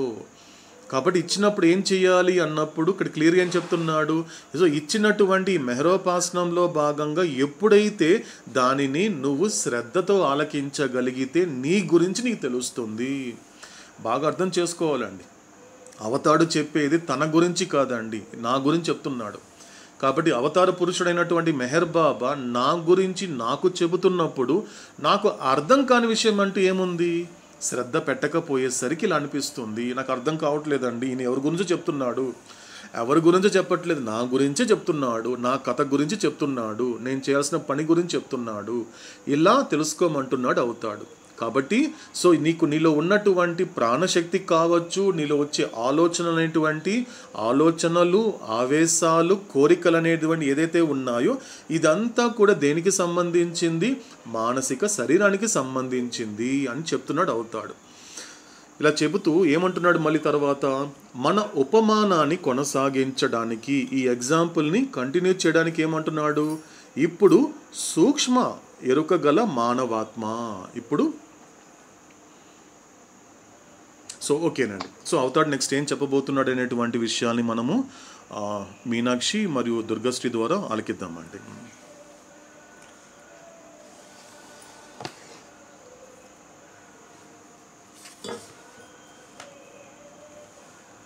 శాశ్వత ప్రియతమ అవతార్ మెహర్ బాబా కి జై. అందరికి జై మెహర్ బాబా అని వినిపిస్తుందా? వినిపిస్తోంది మీనాక్షి, కంటిన్యూ. ఓకే అండి, జై మెహర్ బాబా అందరికి కూడా. For the purpose of continuing our simile, we shall not take the subtle conscious human soul as a soul in air and hence much nearer this sun than the grass conscious human Atma on earth. The subtle conscious human soul in here is conscious only of the subtle consciously imbibes the fullest energy from this sun, which is the source of energy, and consciously makes use of the tremendous energy in its nascent form. Thus, this subtle conscious human soul is capable of wielding tremendous power and is quite capable of giving sight to the blind or limbs to the plane of the first three planes, and the capability to liberate energy intensity according to the degree of the subtle consciousness gained by it in the second and third plane. శాశ్వత ప్రియతమ Avatar Meher బాబా కి జై. శాశ్వత ప్రియతమ Avatar Meher బాబా key జై. అందరికీ జై మెహర్ బాబా అండి. ఈ సూక్ష్మ ఎరుక కల మానవాత్మ తన ప్రాణశక్తి పరిధిలో నవజాతి స్థితిలో ఉన్న ప్రాణశక్తిని ఎరుకతో వినియోగిస్తాడు. అతనికి మానసికం యొక్క ఎరుక ఉండదు కనుక అతను మనసు యొక్క అంశాలైన ఆలోచనలు, కోరికలు, భావావేశాలు మొదలగు వాటిని ఎరుక లేకుండా వినియోగిస్తాడు. అలా ప్రాణశక్తి యొక్క చైతన్యం కలిగి ఉండడం ద్వారా అతనికి బ్రహ్మాండమైన శక్తిని ప్రయోగించే సామర్థ్యం ఉన్నప్పటికీ ఎరుక లేకుండా మనసు యొక్క అంశాలను వినియోగిస్తున్నప్పుడు మనసు యొక్క ప్రభావంలో చిక్కుకునే అవకాశం ఉంది. ఈ కారణంగానే బ్రహ్మాండమైన శక్తి సంపద కలిగి ఉన్న ఈ సూక్ష్మ ఎరుక గల మానవాత్మ కొన్నిసార్లు అద్భుత శక్తుల రూపంలో తన ప్రాణశక్తిని ఎరుకతో వినియోగించినప్పుడు సూక్ష్మ చైతన్యం యొక్క క్రింది స్థాయికి జారి పడిపోతాడు. శాశ్వత ప్రియతమ అవతార్ మెహర్ బాబా కి జై. సో ఇక్కడ అవతారుడు ఎగ్జాంపుల్ని కంటిన్యూ చేస్తూ ఏమంటున్నాడంటే, ఇప్పుడు ఇంకొక ఎగ్జాంపుల్ యాడ్ చేస్తున్నాడు అవుతాడు. అంటే ఇక్కడ ఇంతకుముందు చెప్పిన మాట ఏంటి, ఒక సూర్యుడిని ఒక్కసారి విజువలైజ్ చేసుకోండి. ఒక సూర్యుడిని విజువలైజ్ చేసుకుంటూ ఎలా అంటే దానికి అతి దూరంగా అంటే చాలా దూరంగా ఎవరున్నారు, ఈ భూమి మీద నివసించేటువంటి మోస్ట్ సోల్. కాబట్టి మోస్ట్ సోల్ ఎలా ఉంటున్నాడు, అతడికి ఒక ఈ సూక్ష్మానికి సంబంధించింది కానీ మానసికానికి సంబంధించింది కానీ ఆత్మకి సంబంధించిన ఎరుక లేకుండా ఉన్నాడు ఈ భూమి మీద ఆ మోస్ట్ సోల్. ఇప్పుడు ఏమంటున్నాడు అవుతాడు, కంటిన్యూ చేస్తూ అంటే ఈ ఉదాహరణ కొనసాగించడానికి ఇప్పుడు సూక్ష్మ ఎరుక గల మానవాత్మ. సో సూక్ష్మ శరీరం అంటే ఎరుక గల మానవాత్మ అంటే వెంటనే కనెక్ట్ చేసుకోవాల్సిన సమ్ సోల్ గురించి చెప్తున్నాడు అవుతాడు. కాబట్టి మానవాత్మను భూమి నుండి కొంచెం దూరంలో గాలిలో ఉండే ఒక ఆత్మగా ఒక విజువలైజ్ చేసుకోమంటున్నాడు. ఇక్కడ ఏంటి అంటే ఏం అర్థమవుతోంది, ఇక్కడ మోస్ట్ సోల్కి అంటే ఈ యొక్క స్థూల ఎరుక గల ఆత్మకి సూర్యుడికి మధ్య ఇక్కడ వచ్చాడు ఎవరు, ఈ సూక్ష్మ ఎరుక గల మానవాత్మ. ఇప్పుడు యాడ్ చేస్తున్నాడు అవుతాడు. ఫస్ట్ ఏం చెప్పాడు, ఒకసారి విజువలైజ్ చేసుకుంటే మనకి సూర్యుడి నుండి అతి దూరంగా ఉన్నటువంటి భూమి మీద నివసించేటువంటి మోస్ట్ సోల్ తర్వాత ఏమంటున్నాడు, మోస్ట్ సోల్కి అంటే ఈ భూమికి అతి చేరువలో కొంచెం దూరంలో ఉన్నాడు ఎవరు, సమ్ సోల్. ఎక్కడున్నాడు అంటే గాలిలో ఉన్న ఒక ఆత్మగా ఒకసారి విజువలైజ్ చేసుకోమన్నాడు అవుతాడు. ఇంతకుముందు ఏం చెప్పాడు, భూమి మీద ఉన్నటువంటి మోస్ట్ సోల్ ఇక్కడ మాత్రము గాలిలో ఉన్న ఒక ఆత్మగా ఒకసారి విజువలైజ్ చేసుకోండి. అంటే భూమి మీద ఉండే స్థూల ఎరుక గల మానవాత్మ కంటే ఈ సూక్ష్మ ఎరుక గల మానవాత్మ సూర్యుడికి దగ్గరగా ఉంటాడు. అర్థమవుతుంది కదండి. సో కాబట్టి మీకు ఎక్కడైనా మీకు కొంచెం కన్ఫ్యూజ్ అయితే మాత్రం క్లారిఫికేషన్ చెప్పండి, మనం క్లారిఫై చేసుకుందాం, డోంట్ వరీ. సో కాబట్టి ఎక్కడైనా ఎందుకంటే ఇక్కడి నుంచి ఫస్ట్ చెప్పినట్లుగా ఈ రెండో మజిలీ నుంచి అసలైన లోతులోకి తీసుకెళ్తాడు. ఇక్కడ అసలైనటువంటి సంస్కారాలు అసలైన స్వరూపం చూపిస్తుంది, అసలైనటువంటిది. ఇప్పుడు నేను ఈయన పక్కకి వెళ్ళాలా లేకపోతే గాడ్స్ ఫిక్స్ పక్కకి వెళ్ళిపోవాలా అనేది ఇక్కడ నిర్ణయించబడుతుంది. It's most important. ఎందుకంటే లోతుల్లోకి, ఎందుకంటే డీపర్ రియాలిటీ కదండి, మామూలు నిజం కాదు. మనతో మాట్లాడేవాడు వాడి వట్టి నిజం కాదండి, ఒక లోతైన నిజం. కాబట్టి ఇక్కడ ఎందుకంటే లోతుల్లోకి వెళ్ళే ప్రయత్నం మాత్రము సహకరించదు, 100% సహకరించదు. ఇది అర్థమైపోతుందండి, మనం జర్నీ చేస్తున్నాం కాబట్టి ఆటోమేటిక్గా ఎవరికి వాళ్ళకి అర్థమైపోతుంది. ఇక్కడ వెళ్ళే కొద్దీ లోతుల్లో తీసుకెళ్తాడు కాబట్టి సో నేను అతని పక్కకి వెళ్ళడమా లేకపోతే గాడ్ స్పీక్సే పక్కకి వెళ్ళిపోవడం అని జరుగుతుంది ఇక్కడ మాత్రం స్పష్టంగా. కాబట్టి వీలైనంత వరకు ఎరుకతో, ఎందుకంటే నేను చేసే ప్రయత్నం మాత్రం ఈయన పక్కకి వెళ్దామనే ఉద్దేశంలో నేను ఉన్నాను, ఈయన పక్కనే ఉందాము, గాడ్ స్పీక్స్ని పక్కన పెట్టడం కాదు కానీ నేను మాత్రం ఈయన పక్కన ఉందాము అనేటువంటి ఒక ప్రయత్నం మాత్రం నేను చేస్తున్నాను. వ్యక్తిగతంగా చెప్పాలి కాబట్టి, నా గురించి నేనే చెప్పాలి కాబట్టి ఎవరి గురించి మాట్లాడే హక్కు కానీ అధికారం నాకు లేదు. కాబట్టి నీ గురించి నువ్వు మాట్లాడరా అంటున్నాడు కాబట్టి నా గురించి చెప్తున్నాను. కాబట్టి ఇక్కడి నుంచి ఇంకొంచెం మరింత శ్రద్ధ, ఇంతవరకు ఏం చెప్పాడు అవుతాడు, శ్రద్ధ అన్నాడు. ఇక్కడి నుంచి మరింత శ్రద్ధ, అసలైనటువంటి జీవితంలోకి తీసుకెళ్తున్నాడు, అసలైనటువంటి అంతర్ముఖం అయ్యేలా చేస్తున్నాడు అవుతాడు ఒక్కసారిగా. కాబట్టి శ్రద్ధతో పాటు వెంటనే ఇదంతా కూడా క్యారీ చేయాల్సినటువంటి మాటలు, ఇవన్నీ కూడా మోయాల్సినటువంటి విషయాలు, మోస్తూ పోవాలి. ఎందుకంటే చివరి శ్వాస దాకా ఈ లోకంలో నేను గుడ్ బై చెప్పేంత వరకు కూడా క్యారీ చేయాల్సిన కొన్ని మాటలు ఉంటాయి కాబట్టి చెయ్యాలి. కాబట్టి ఇంకాస్త లోతులోకి వెళ్తాడు. కాబట్టి సో ఇక్కడ నుంచి మనకి క్లారిఫికేషన్ అనేది చాలా ఇంపార్టెంట్. సో ఎప్పటికప్పుడు ఒకవేళ ఆ రోజు మనకి క్లారిఫై కాకపోతే మరో మెహరోపాసనంలో అయినా ఏదో ఒక విధంగా క్లారిఫై తెచ్చుకోవాలి. ఎందుకంటే ఎప్పటికప్పుడు అవతాడు చెప్పబోయేటువంటి మరొక మాటలోకి వెళ్ళే లోపల ఆయన ఎంతో కష్టపడి శ్రమించి చెప్పిన ప్రతి మాట అర్థం చేసుకుంటూ క్లారిఫై చేసుకుంటూనే, లేకపోతే బాబాని చెప్పాలి, బాబా నాకు అది అర్థం కాలేదు, ఇంకొకసారి రిపీట్ చేయి, నువ్వు లాస్ట్ పేరా చెప్పావు కదా అని అవతారిని అడగడమే. ఎందుకంటే ఆయన రిపీట్ చేయడానికి he will be very happy అండి. ఎందుకంటే సాధారణంగా రిపీట్ చేయాలి అంటే లోకంలో మీరు కొన్ని రిపీట్ చేయమంటే వాళ్ళు ఫెడప్ అయిపోతారండి. ప్రపంచంలో లోకం యొక్క స్వభావం అలాగే ఉంటుంది. లోకం స్వరూపం ఎలా ఉంటుంది అంటే ఒక విషయాన్ని అడుగు, ఒకసారి చెప్తుంది లోకం, ఇంకొకసారి అడుగు ఓకే కాస్త నీవే జాలిపడి ఇంకొకసారి చెప్తుంది లోకం, కానీ మూడోసారి అడిగితే మాత్రం విసుగు వస్తుంది నీ మీద. కానీ అలాంటి ఏ లక్షణాలు లేనివాడు మన లోకేశుడు. ఈ క్షణం మనతో మాట్లాడేటువంటి లోకేశుడు ఎలాంటి వాడు అంటే ఎన్నిసార్లు రిపీట్ చేయాలన్నా కూడా ఆయన రిపీట్ చేయడానికి రెడీగా ఉన్నాడు. ఎందుకంటే మన జీవితంలో మన యొక్క అంతర్ముఖ ప్రయాణంలో ఏమి నేర్చుకోవాలి, ఏం నేర్పిస్తున్నాడు అవుతాడు అంటే ఇంతకుముందు మనకి అవతాడు కనెక్ట్ చేసిన విధంగా కనెక్ట్ చేసుకుంటే, అంటే నిన్నటి నా కథలో ఎక్కడ కూడా పునః లేదు, అంటే రిపీట్ అయ్యే విషయాలు ఏం లేవు. అందుకే దాన్ని ఎవల్యూషన్ ప్రాసెస్ అన్నాడే తప్ప ఎవల్యూషన్ ప్రాసెస్ అనలేదు. అదేవిధంగా రేపటి నా కథకు వచ్చేసరికి రియలైజేషన్ ప్రాసెస్ లేక ఇన్వల్యూషన్ ప్రాసెస్తో వచ్చేసరికి అక్కడ కూడా రిపిటేషన్ లేదు. అక్కడ ఇన్వల్యూషన్ ప్రాసెస్ అని రియలైజేషన్ ప్రాసెస్ అనేది ఎక్కడ వాళ్ళేది అవుతాడు. అంటే నిన్నటి నా కథలో రిపిటేషన్ జరగలేదు, కానీ రేపటి నా కథలో రిపిటేషన్ జరగబోదు. కానీ రిపిటేషన్ ఎక్కడ జరుగుతోంది, పునః అనేది ఎక్కడ జరుగుతోంది, అది పరిణామ ప్రక్రియ అని లేదు, ఇక్కడ ఈ యొక్క అంతర్ముఖ ప్రయాణం అలా ఇక్కడ మాత్రం పునః వస్తుంది. ఎక్కడ ఈ పునర్జన్మలో మాత్రమే ఈ జన్మ మళ్ళీ మళ్ళీ పునః అని వస్తుంది. అంటే S³ అనేది అసలైన సమస్య అండి.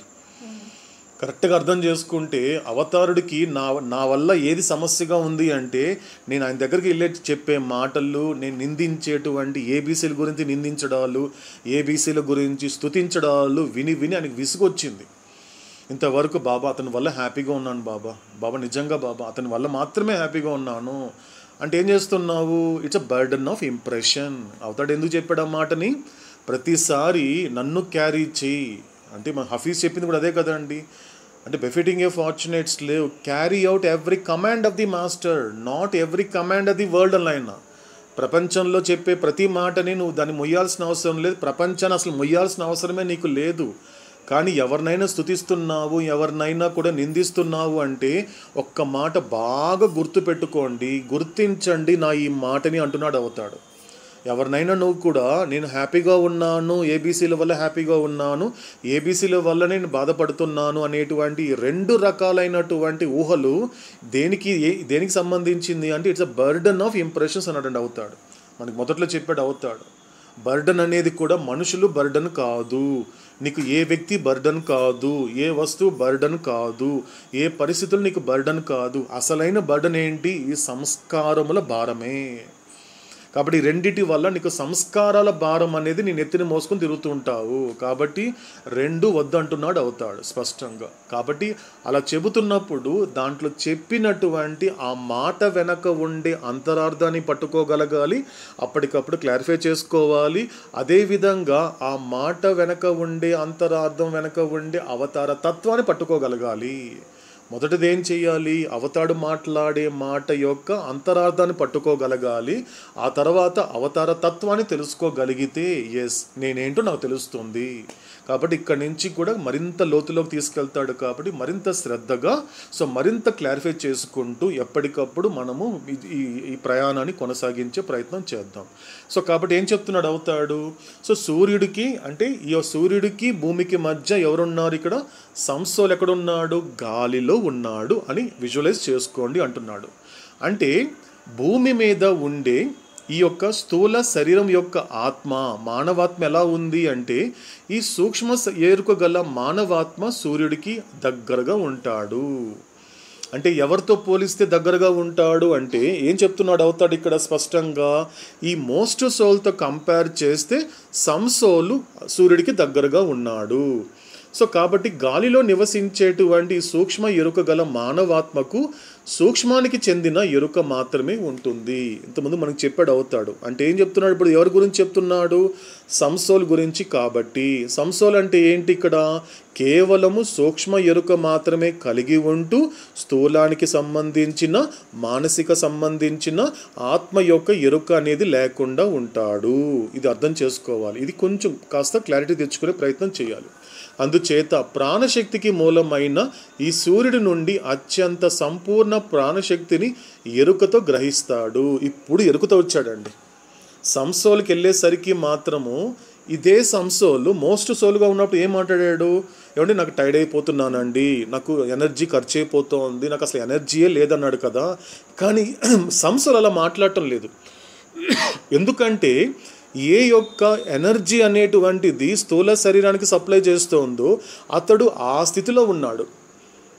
సూక్ష్మ ప్రపంచం అంటే ఏంటి, దేనికి సంబంధించినటువంటి ఒక ప్రపంచం అంటే ఈ ప్రాణశక్తికి సంబంధించిన ప్రపంచంలో ఉన్నాడు. అదే మాత్రమే కాకుండా తానే ప్రాణమయ్యాడు, తానే శక్తి అయిపోయాడు. ఏం చెప్పారు ఇంతకుముందు మనకి? మోస్ట్ సోల్లో దేవుడేమయ్యాడు? దేహమయ్యాడు. సమ్ సోల్లో ఉన్నటువంటి దేవుడేమయ్యాడు? ప్రాణమయ్యాడు మరియు శక్తి కూడా అయ్యాడు. ఏ ఎనర్జీ అంతే అంటున్నాడో, ఏ ఎనర్జీ లేదంటున్నాడో ఆ ఎనర్జీయే సమ్ సోల్ అయిపోయాడు.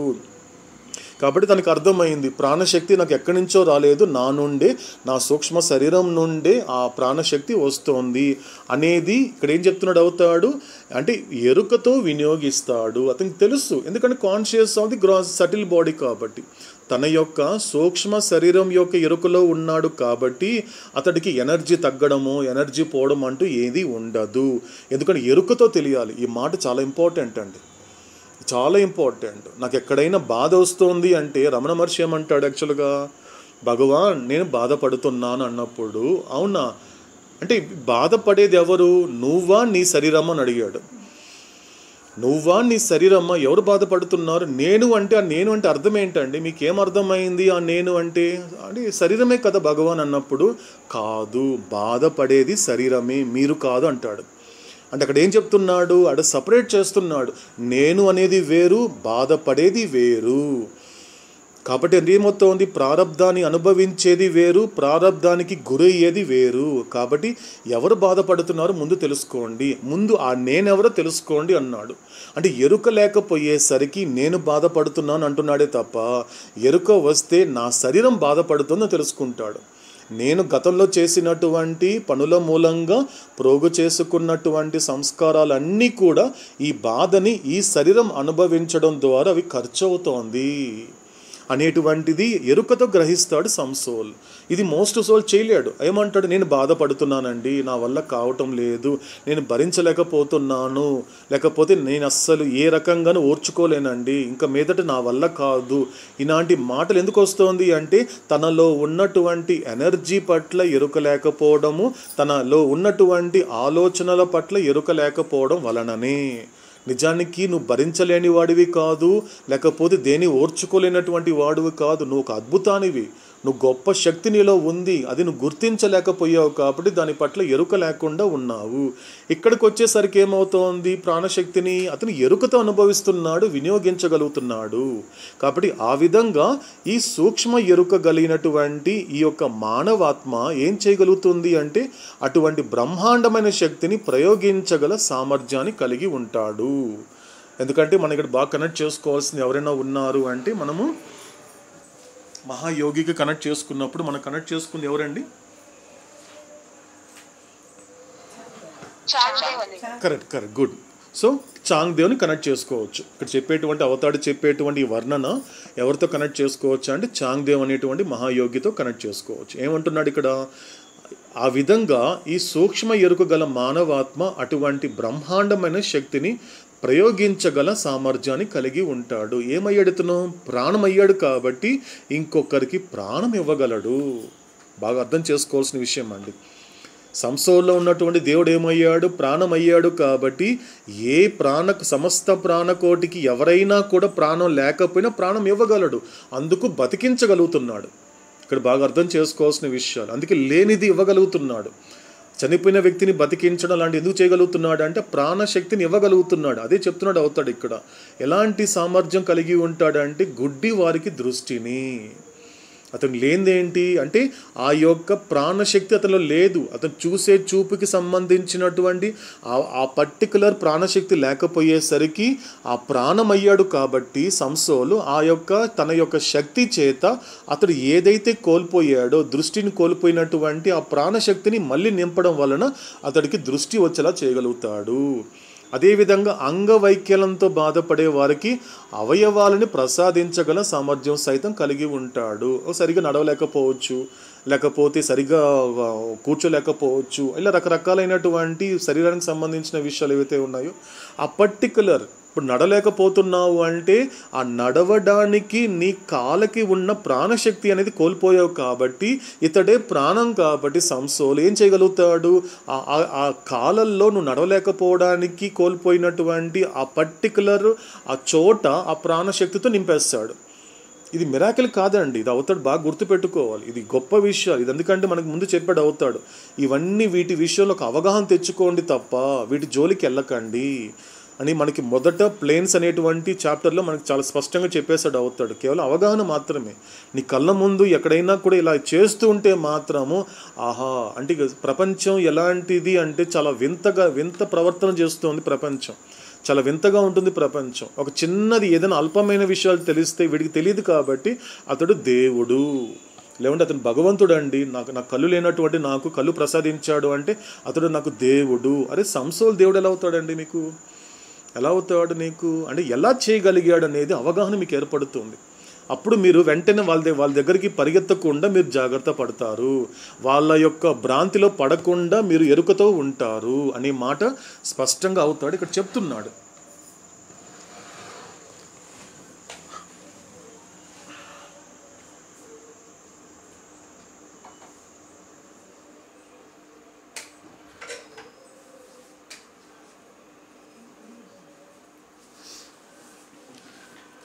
సో అందుకోసము వీటన్నిటిని గురించిన అవగాహన కలిగి ఉండాలి.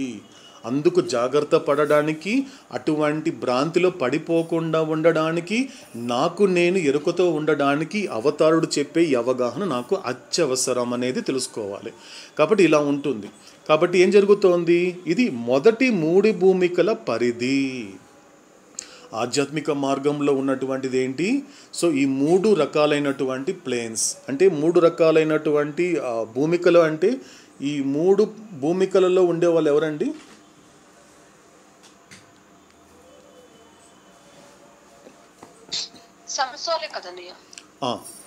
అంటే మొదటి భూమికలో ఉన్న వాళ్ళు ఎవరు? వాళ్ళకి పేరేం చెప్పాడు బాబా? యోగి. గుడ్. యోగి. కంటిన్యూ మీనాక్షి.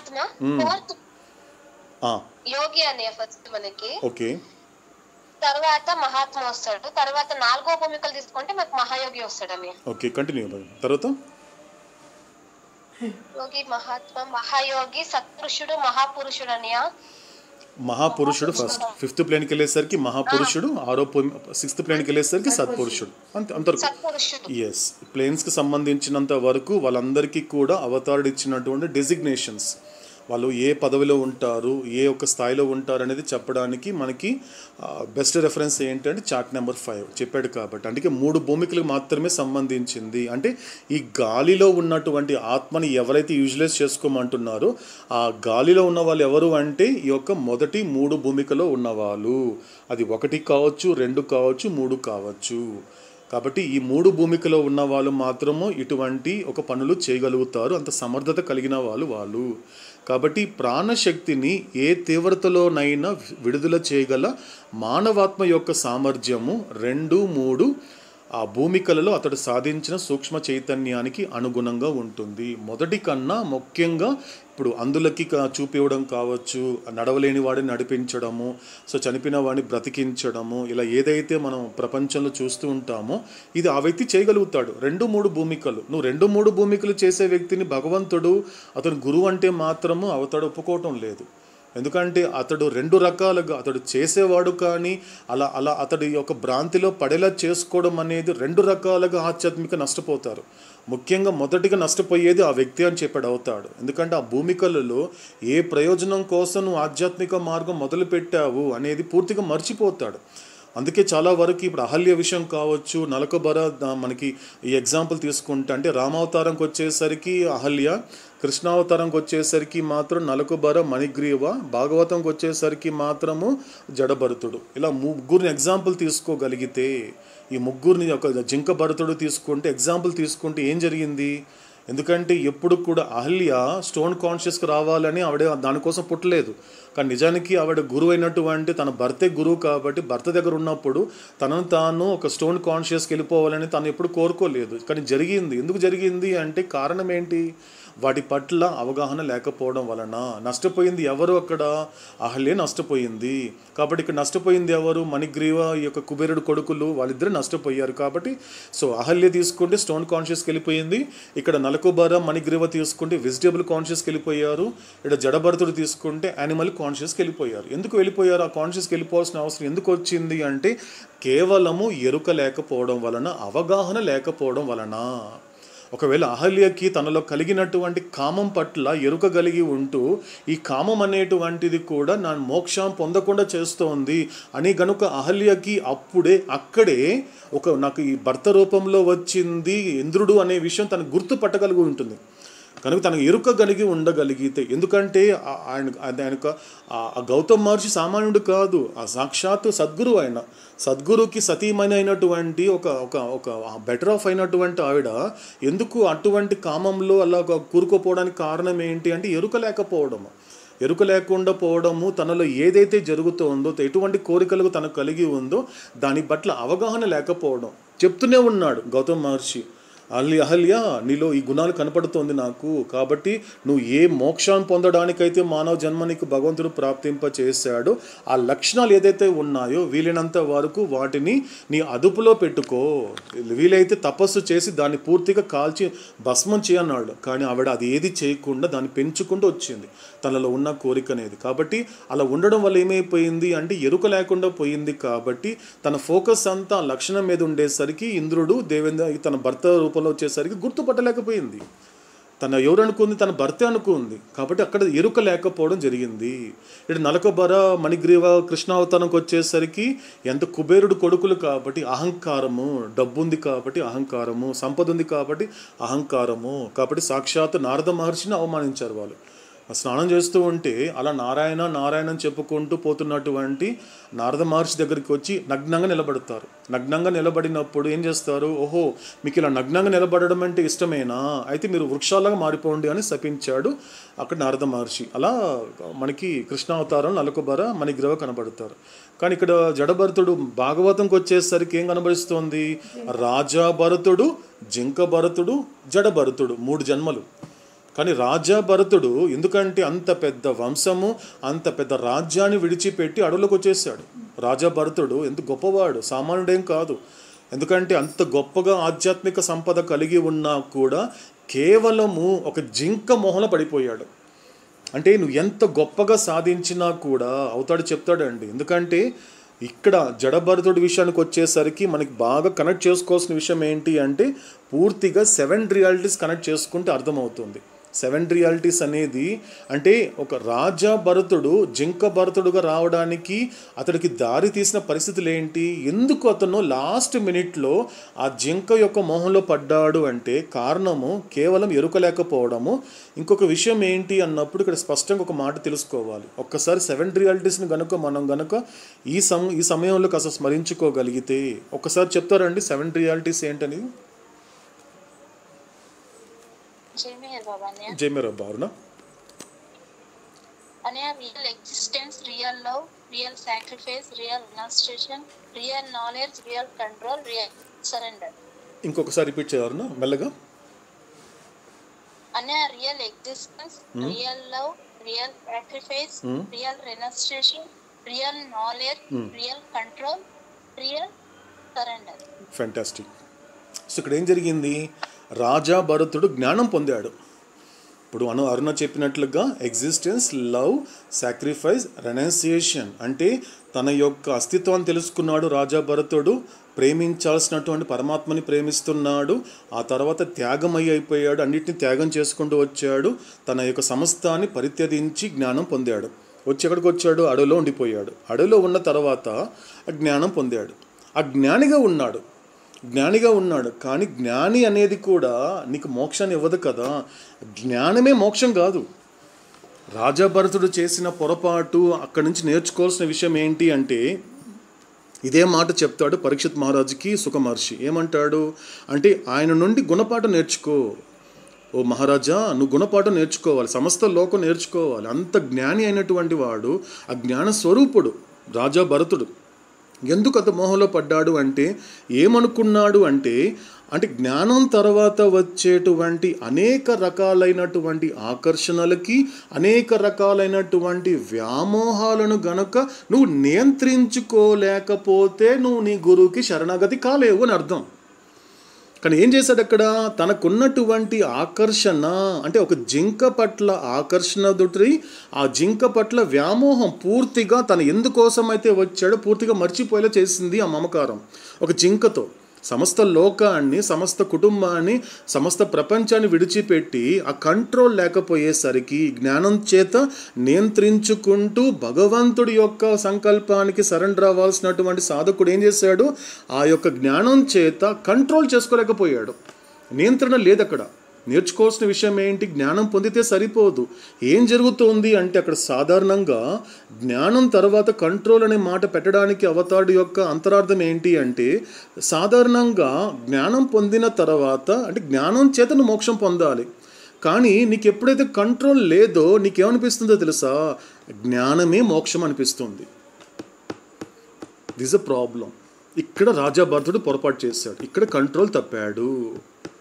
కంట్రోల్ తప్పాడు కాబట్టి ఏమనుకున్నాడు? జ్ఞానం చేత వైరాగ్యం వలన నేను మోక్షాన్ని పొందాలి కదా, కానీ నేనేం చేస్తున్నాను? జ్ఞానమే మోక్షం అనుకున్నాను. కాబట్టి ఈ ఆకర్షణలకి, ఆ జింక వల్ల వచ్చే ఆకర్షణలకి, ఆ జింక వల్ల కలిగినటువంటి వ్యామోహాలకి లోబడి శరీరం విడిచిపెట్టే సమయంలో కూడా అయ్యో నా జింక ఏమైపోయింది అంటే అని ఆలోచిస్తూ దాని గురించి ఊహించుకుంటూ, ఆలోచన కూడా కాదండి, ఊహే అదంతా కూడా, ఊహించుకుంటూ ఏం చేస్తాడు?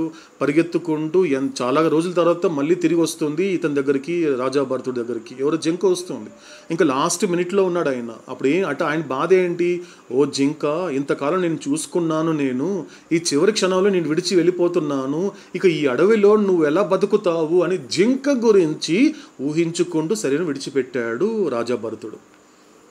కాబట్టి ఇది అందరికీ ప్రతి జీవుడికి ఇక్కడ లోబడే అవకాశం ఉంది. కాబట్టి అవతాడు అందుకే ఎరుక అంటున్నాడు. ఎరుకతో ఉండాలి. కాబట్టి ఆ ఎరుక అనేటువంటిది, కానీ ఈ సంసోలకి ఎరుక దేని పట్ల ఉంటుంది? సూక్ష్మానికి సంబంధించిన ఎరుక ఉంటుంది. కానీ నీకు మానసిక సంబంధించిన ఎరుక రానంత వరకు నీకు పూర్తి కంట్రోల్ రావు. అంటే దీన్ని బట్టి ఏమర్థం చేసుకోవాలి? రాజా భరతుడు ఎక్కడున్నాడు అంటే కరెక్ట్గా చెప్పాలి అంటే సంసోల్. నాకు అర్థమవుతుందండి. నా వరకు నేను నాకు ఎలా అర్థమవుతుందో చెప్తున్నాను. నా వరకు ఏంటి? చాంగ్దేవ్ అనేటువంటి వాడు 1400 సంవత్సరాల పాటు ఈ లోకంలో ఆ శరీరంతో ఉన్నాడు, సస్టైన్ చేయగలిగాడు అంటే తనకున్న యోగ శక్తులు, తనకున్న ప్రాణశక్తుల వల్ల. అది పెద్ద విషయమేం కాదు. సంసోలుగానే ఉన్నాడు 1400 సంవత్సరాల వరకు. సో రాజా భరతుడు కూడా అంత త్యాగం చేసి, అంత పరిత్యాగం చెందినా కూడా, అంత జ్ఞానస్వరూపుడు అయినప్పటికీ కూడా ఆ సంసోలుగా ఉన్నాడే. కాబట్టి నీకు నియంత్రణ, నిజమైన నియంత్రణ ఎక్కడొస్తుంది? ఫ్యూసోల్కి వెళ్ళినప్పుడే. అంటే ప్రతిసారి మనకి అవతాడు చెబుతూ వస్తున్నాడు అండి.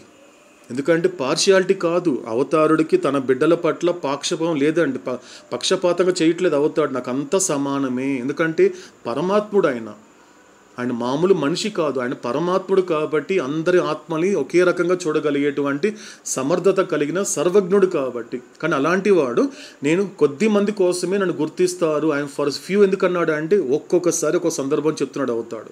ఈరోజు సందర్భం చెప్పాడు. ఎందుకు నేను ఫ్యూ కోసమే అంటానంటే వాళ్ళలో కంట్రోల్ ఉంటుంది కంప్లీట్గా. నువ్వు సంసోల్కి వెళ్ళిన తర్వాత జ్ఞానం సంపాదిస్తావు, అన్ని సంపాదిస్తావు, బాగానే ఉంటుంది. And what about control?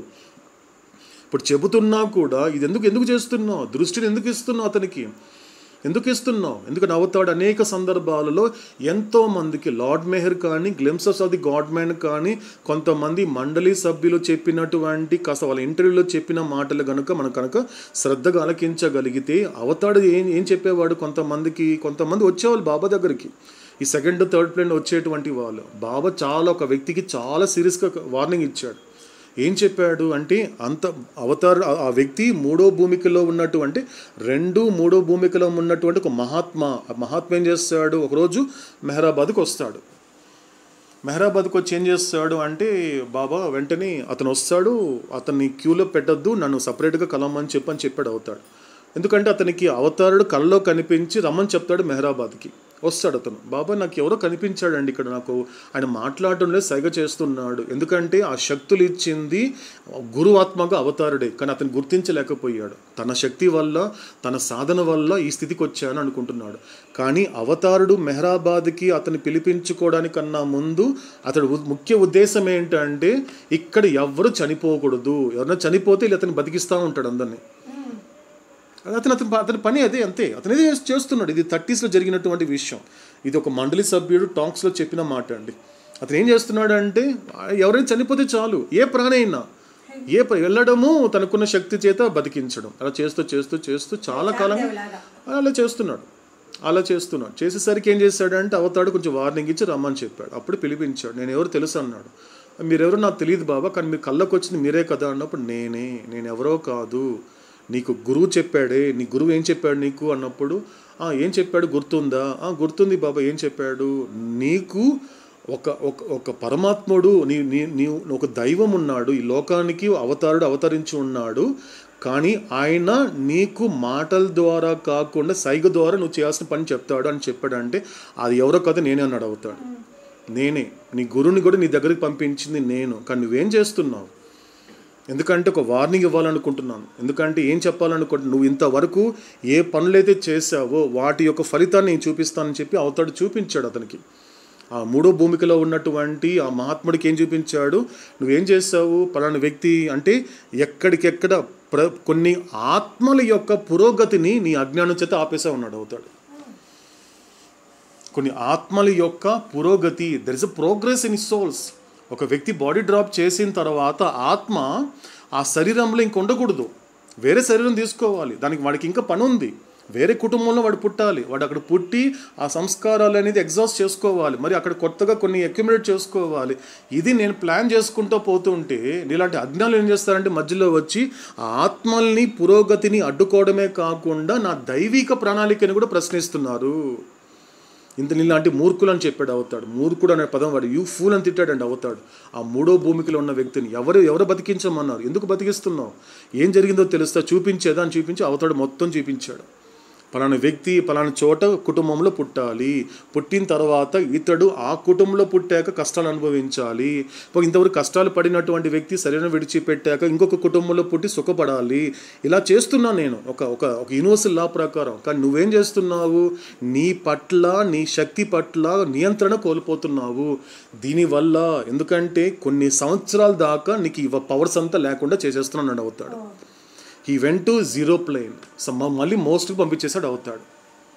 Most మళ్ళీ నీకు అవకాశం ఇస్తున్నాను, ఇప్పుడు కదా నీకు ఎటువంటి శక్తులు ఈరోజు ఉంచుండు, అన్నీ నేను తీసేసుకుంటున్నాను, కాబట్టి నిన్ను మళ్ళీ ఆ 0 ప్లేన్కి పంపుతున్నాను, మోస్ట్ సోల్గా పంపుతున్నాను. అక్కడి నుంచి నువ్వు మళ్ళీ ప్రయాణం మొదలుపెట్టు. ఈసారి పూర్తిగా నీ ఆత్మ యొక్క ఎరుక, పరమాత్మానుభవం తప్ప, అంటే సంస్కార రహితం అనేటువంటి సాధన తప్ప నువ్వు ఇంకా వేరే జోలికి వెళ్ళకూడదు. కాబట్టి నీకు ఒక అవకాశం ఇస్తున్నా, మళ్ళీ చేస్తే మాత్రం నేను స్టోన్ కాన్షియస్కి తోసేస్తాను అని అడుగుతాడు. అలా ఇచ్చి పంపించేస్తాడు. అది అక్కడ ఎరుక లేకుండా ఉంటుంది. కాబట్టి అందుకే అక్కడ అవుతాడు ఏమంటున్నాడు, ఏ తీవ్రతలో అయినా విడుదల చేయగల మానవాత్మ యొక్క సామర్థ్యాన్ని కలగగలగడు. దేనికి సంబంధించినంత వరకు ప్రాణశక్తి మాత్రమే. మళ్ళీ లిమిటేషన్ ఉంది అతనికి. ఎటువంటి లిమిటేషన్, ఆ పరిధిలో ఉంటాడు. అందుకే అన్నాడు అవుతాడు, ఇది మొదటి 3 భూమికల పరిధి అన్నాడు అవుతాడు. ఏం చెప్పాడు స్పష్టంగా, ఇది 3 భూమికల పరిధి మాత్రమే. అంటే 4 పైన ఇటువంటి అతనికి దానికి సంబంధించిన నియంత్రణ ఉండదు. కాబట్టి ఇది చెప్తున్నాడు అవుతాడు. కాబట్టి ఈ 2-3 భూమికలలో అతడు సాధించిన సూక్ష్మ చైతన్యానికి అనుగుణంగా ఉంటుంది. అతడు చేసేటువంటి పనులు కూడా ఆ పరిధిలోనే ఉంటుందని చెబుతూ కంటిన్యూ చేస్తే ఏమంటున్నాడు అవుతాడు, ఇప్పుడు ఈ సూక్ష్మ ఎరుక గల మానవాత్మ తన ప్రాణశక్తి పరిధిలో నవజాత స్థితిలో ఉన్న ప్రాణశక్తిని ఎరుకతో వినియోగిస్తాడు. కాబట్టి ఏం చేస్తున్నాడు ఇతను, సంసోలు కాబట్టి అతనికి దేనికి సంబంధించిన కాన్షియస్నెస్ ఉంది, నేను నా యొక్క సూక్ష్మ శరీరంతో ఎరుకలో ఉన్నాను, అదేవిధంగా సూక్ష్మ ప్రపంచాన్ని అనుభవిస్తున్నాను, అదేవిధంగా నేను ఎక్కడున్నాను, ఒక ప్రాణభూమిక మీద ఉన్నాను, తేలికైన బంధనాలు కలిగి ఉన్నాను. ఇదంతా ఎందుకు ఉంది, ఎందుకంటే నాకు సూక్ష్మ సంస్కారాలతో ఉన్నాను కాబట్టి. ఇది చెప్తున్నాడు అవుతాడు. కాబట్టి ఇతను ఆ ఎరుక మాత్రం ఉంది. ఎరుకతో ఉండడమే కాకుండా ప్రాణశక్తిని వినియోగిస్తాడు. కేవలం ఎరుకతో ఉంటే సరిపోదు, వినియోగించడం కూడా జరుగుతోంది ఈ సంసోల్కి. అతడికి మానసికం యొక్క ఎరుక ఉండదు. స్పష్టంగా మళ్ళీ చెప్తున్నాడు అవుతాడు, క్లారిఫికేషన్ ఇస్తున్నాడు. కాబట్టి అతనికి ఏంటి, ఎందుకంటే ఎప్పుడైతే మానసికానికి సంబంధించినటువంటి ఎరుక లేకపోవడం వలన అతడికి కలిగే నష్టం ఏంటి, నియంత్రణ ఉండదు. కాబట్టి నువ్వు జ్ఞానం పొందాను అనుకుంటే మాత్రం డెఫినెట్గా ఈ యొక్క అస్తిత్వము, ప్రేమ, త్యాగము, పరిత్యాగం, జ్ఞానం అనేది ఖచ్చితంగా నీకు ఇక్కడే ఉంటుంది, ఎక్కడ సంస్థలోనే ఉంటుంది. కానీ ఎప్పుడైతే నీకు జ్ఞానమే మోక్షం అనుకునేటువంటి అవగాహన రాహిత్యంకి వెళ్ళిపోయి ఉంటే మాత్రము నియంత్రణ కోల్పోతావు. ఎందుకంటే జ్ఞానం అందుకే అవుతాడు 7 రియాలిటీస్ చెప్పి చివరిగా జ్ఞానం చెప్పలేదండి. ఆయన చెప్పింది 5వ పాయింట్గా చెప్పాడు. జ్ఞానం నిజమైనటువంటి సత్యం ఏంటి? సరెండర్ కాగలగాలి. సరెండర్ అయ్యేది అంటే ఈ కంట్రోల్ అవుతూ పూర్తిగా తన గురువు పట్ల శరణాగతి అయ్యేది ఒక ఫ్యూ సోల్ మాత్రమే. అందుకే మనం బాగా అబ్జర్వ్ చేస్తే ఇటువంటిది ఎక్కడ కూడా వీళ్ళెవ్వరు చేయరు. మనకి స్వామి వివేకానంద మిరాకిల్స్ చేసినట్లుగా మనకి ఎక్కడ కనబడదు. ఎందుకంటే అతను ఒక ప్రకాశవంతమైన ఆత్మ, 5వ భూమికలో ఉన్నటువంటి మహాపురుషుడు కాబట్టి. హజరత్ ఇనాయత్ ఖాన్ ఎక్కడ కూడా మిరాకిల్ చేసినట్లు అంటే ఇలా ఒక వ్యక్తికి కళ్ళు చూపుపోయిన వ్యక్తికి చూపివ్వడము, లేకపోతే నడవలేని వ్యక్తికి సరిగ్గా నడకివ్వడం అనేది ఎక్కడ చేయలేదు. అదేవిధంగా భగవాన్ శ్రీ రమణ మహర్షి తీసుకున్నా కూడా 6వ భూమికలో సత్పురుషుడు కాబట్టి ఆయన దగ్గరికి అనేక మంది వచ్చేవాళ్ళు. ఎందుకంటే ఆయన చెప్పేటువంటి తత్వం అర్థం కాక ఇంతమంది జనం వెళ్తున్నారు కాబట్టి ఏదో చేస్తాడు ఈయన అనే ఉద్దేశంతో అనేక మంది వెళ్ళారు. ఒక చూపు లేని వాళ్ళు వెళ్ళారు, పరిస్థితులు బాగలేని వాళ్ళు వెళ్ళారు, ఆరోగ్యం బాగాలేనటువంటి వాళ్ళు అందరూ వెళ్తూ ఉంటే ఆయన వాళ్ళు అడిగిన మొట్టమొదటి ప్రశ్నలను క్లారిఫై చేసేవాడు. నేను బాధపడుతున్నాను అంటే ఇంకా అలా వదిలేస్తే అన్నీ చెప్పుకుంటూ వస్తాడు. మా ఇంట్లో బాగలేదు, మా ఇంట్లో ఉన్న వాళ్ళకి బాగలేదు అని చెప్పుకుంటూ వస్తుంటే కానీ ఆయన వాళ్ళు చెప్పిన మొదటి మాటలోనే ఆయన కొట్టిపరేసేవాడు. నేనంటే ఏంటో తెలుసుకో, అంతే, ఇంకేమీ లేదు ఉన్నటువంటి సత్యాన్ని, అంటే సత్యానికి అతి చేరువలో ఉంటారు కాబట్టి వాళ్ళు చెప్పేదాన్ని నిజాలే చెప్తారు, ఉన్న వాస్తవాలే చెప్తారు. కాబట్టి నేనెవరో తెలుసుకో, నీకు బాధలన్నీ పోతాయి అంటాడు ఆయన. కాబట్టి వీళ్ళెవ్వరు కూడా మనకి మిరాకిల్ చేసినట్లు కానీ ఎక్కడ కూడా మనకి ఎగ్జాంపుల్స్ కనబడదు మనకి. ఎందుకంటే ఆ నియంత్రణలో వాళ్ళు ఉంటారు. ఎందుకంటే నేను పొందాల్సింది ఇంకా ఉంది, నేను పొందాల్సింది ఎంతో ఉంది కాబట్టి ఇలాంటి అల్పమైన విషయాలకి నేను వాటి జోలికి వెళ్ళను, ఇలాంటి చిన్నపిల్లల ఆటలోకి నేను వెళ్ళను అంటారు ఈ యొక్క ప్రకాశవంతమైనటువంటి ఆత్మలు. కాబట్టి ఇతనికి ఏముంటుంది అంటే మానసికానికి సంబంధించిన ఎరుక అనేది అతడికి ఉండదు అంటున్నాడు అవుతాడు. సో కాబట్టి ఏం జరుగుతోంది? అతడు మనసు యొక్క అంశాలైనటువంటి ఆలోచనలు, కోరికలు, భావవేశాలు మొదలగు వాటిని ఎరుక లేకుండానే వినియోగిస్తాడు. ఇక్కడ కనెక్ట్ చేస్తున్నాడు అవుతాడు. ఏం కనెక్ట్ చేస్తున్నాడు అంటే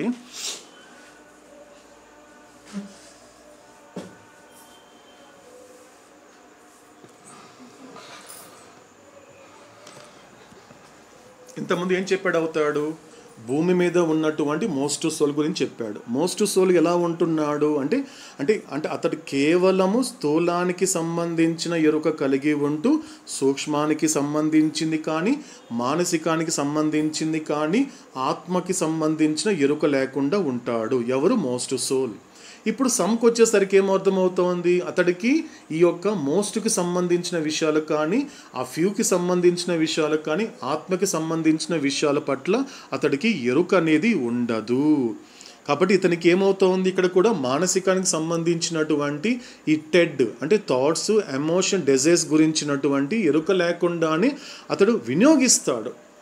అతడు కూడా ఏమనుకుంటాడు? నాకు ఇలా ఆలోచన వస్తోంది, నీకు ఇలా చేయాలని, నాకు కోపం వస్తోంది, నేను చెప్పిన మాట వినలేదు కాబట్టి, నాకు ఈ కోరిక ఉంది, ఈ కోరిక తీర్చిపెట్టండి అని కూడా అంటాడు. వాళ్ళకి కోరికలు ఉంటాయి, ఎందుకంటే సంసోలికి కూడా ఎప్పుడైతే నీకు ఆలోచనకి ఎప్పుడైతే ఎమోషన్ యాడ్ చేసావో నీకు ప్రతి కోరికలో దృఢపడిపోతాయి. కానీ మోస్ట్ సోలుగా ఉన్నప్పుడు తీరని కోరికలు నువ్వు సంసోలుగా ఉండేసరికి తీర్చుకోవాలనిపిస్తుంది.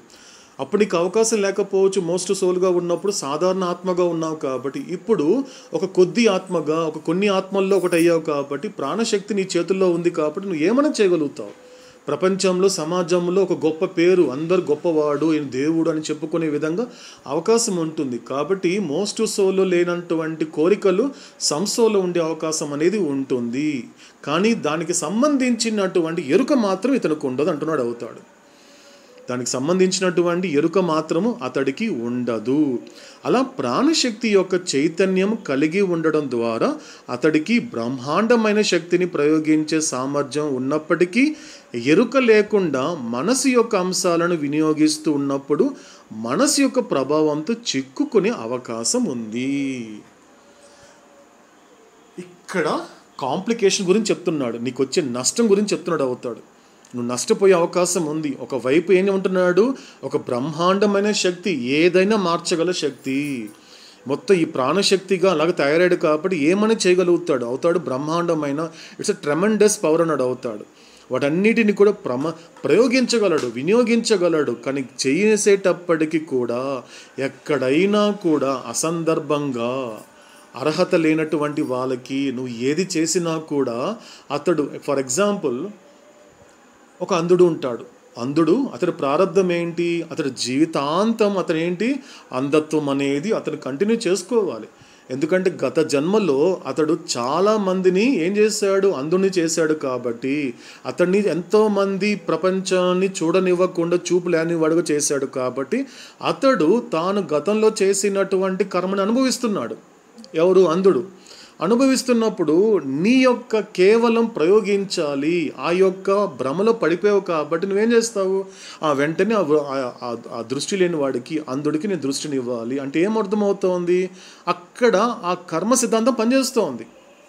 ఏం చెప్పాడు మనకి రమణ మహర్షి మొట్టమొదటి ఉపదేశం ద్వారా, కర్త జీవులను వారి వారి ప్రారంధానుసారం నడిపిస్తూ ఉంటాడు.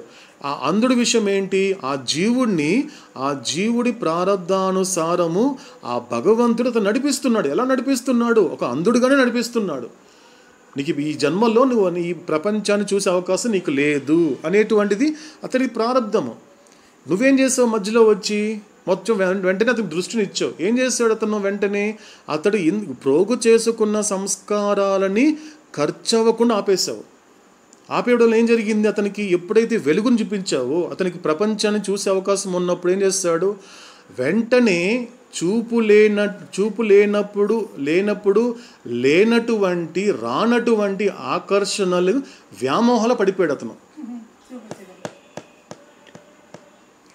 అంటే అతని ప్రారంధం ఏంటి అంటే గత జన్మలో అతను చేసినటువంటి కర్మ ఫలితాన్ని ఇప్పుడు ఈ జన్మలో అంధుడిగా అనుభవిస్తున్నాడు. కానీ అనుభవిస్తున్నప్పుడు నువ్వేం చేసావు, ఆ జీవుడి యొక్క ఆత్మ యొక్క పురోగతిని నువ్వు అడ్డుకున్నావు. అలా కాకుండా ఏం చేస్తావు, నీ యొక్క ఆత్మ యొక్క పురోగతిని కూడా అడ్డుకున్నావు. ఈ రెండు రకాలుగా ఇద్దరికి నష్టాలే. కానీ నష్టం నీకే మొదట, నీ వలనే కదా అతనికి అడ్డుపడ్డాడు. ఏమైంది అంటే ఎప్పుడైతే నేను చూపునిచ్చేసాను కాబట్టి అతని గొప్పగా చెప్పుకుంటాడు, ఎవరు సాక్షాత్ భగవంతుడు అండి నాకు చూపించాడని. అతను ఏమన్నా ఒక ప్రయోగం, అతను ఏమన్నా సవ్యంగా వాడతాడా, ఒకవేళ సవ్యంగా వాడతాడంటే అందరూ సవ్యంగా వాడరు. ఇంతవరకు పుట్టినప్పటి నుంచి ఈ ప్రపంచం ఇంత అందంగా ఉంటుందా, ఇంత బాగుంటుందా, ఇంత అనుభవించచ్చా అని ఒక్కసారిగా ఇంతవరకు రానటువంటి, ఇంతవరకు లేనటువంటి ఆకర్షణలకి, ఆ వ్యామోహాలకి లోబడి అతడు చేసే ప్రతి పనిలో దాని ఫలితము నీకు భాగం అందిస్తాడు భగవంతుడు. అంటే ఏమైపోతుంది, ఒక్కసారిగా మూడో భూమికలో ఉన్నటువంటి నువ్వు రెండో భూమికలోకి ఎలా పడిపోయావో నువ్వు ఎప్పుడైనా విచారణ చేసావా?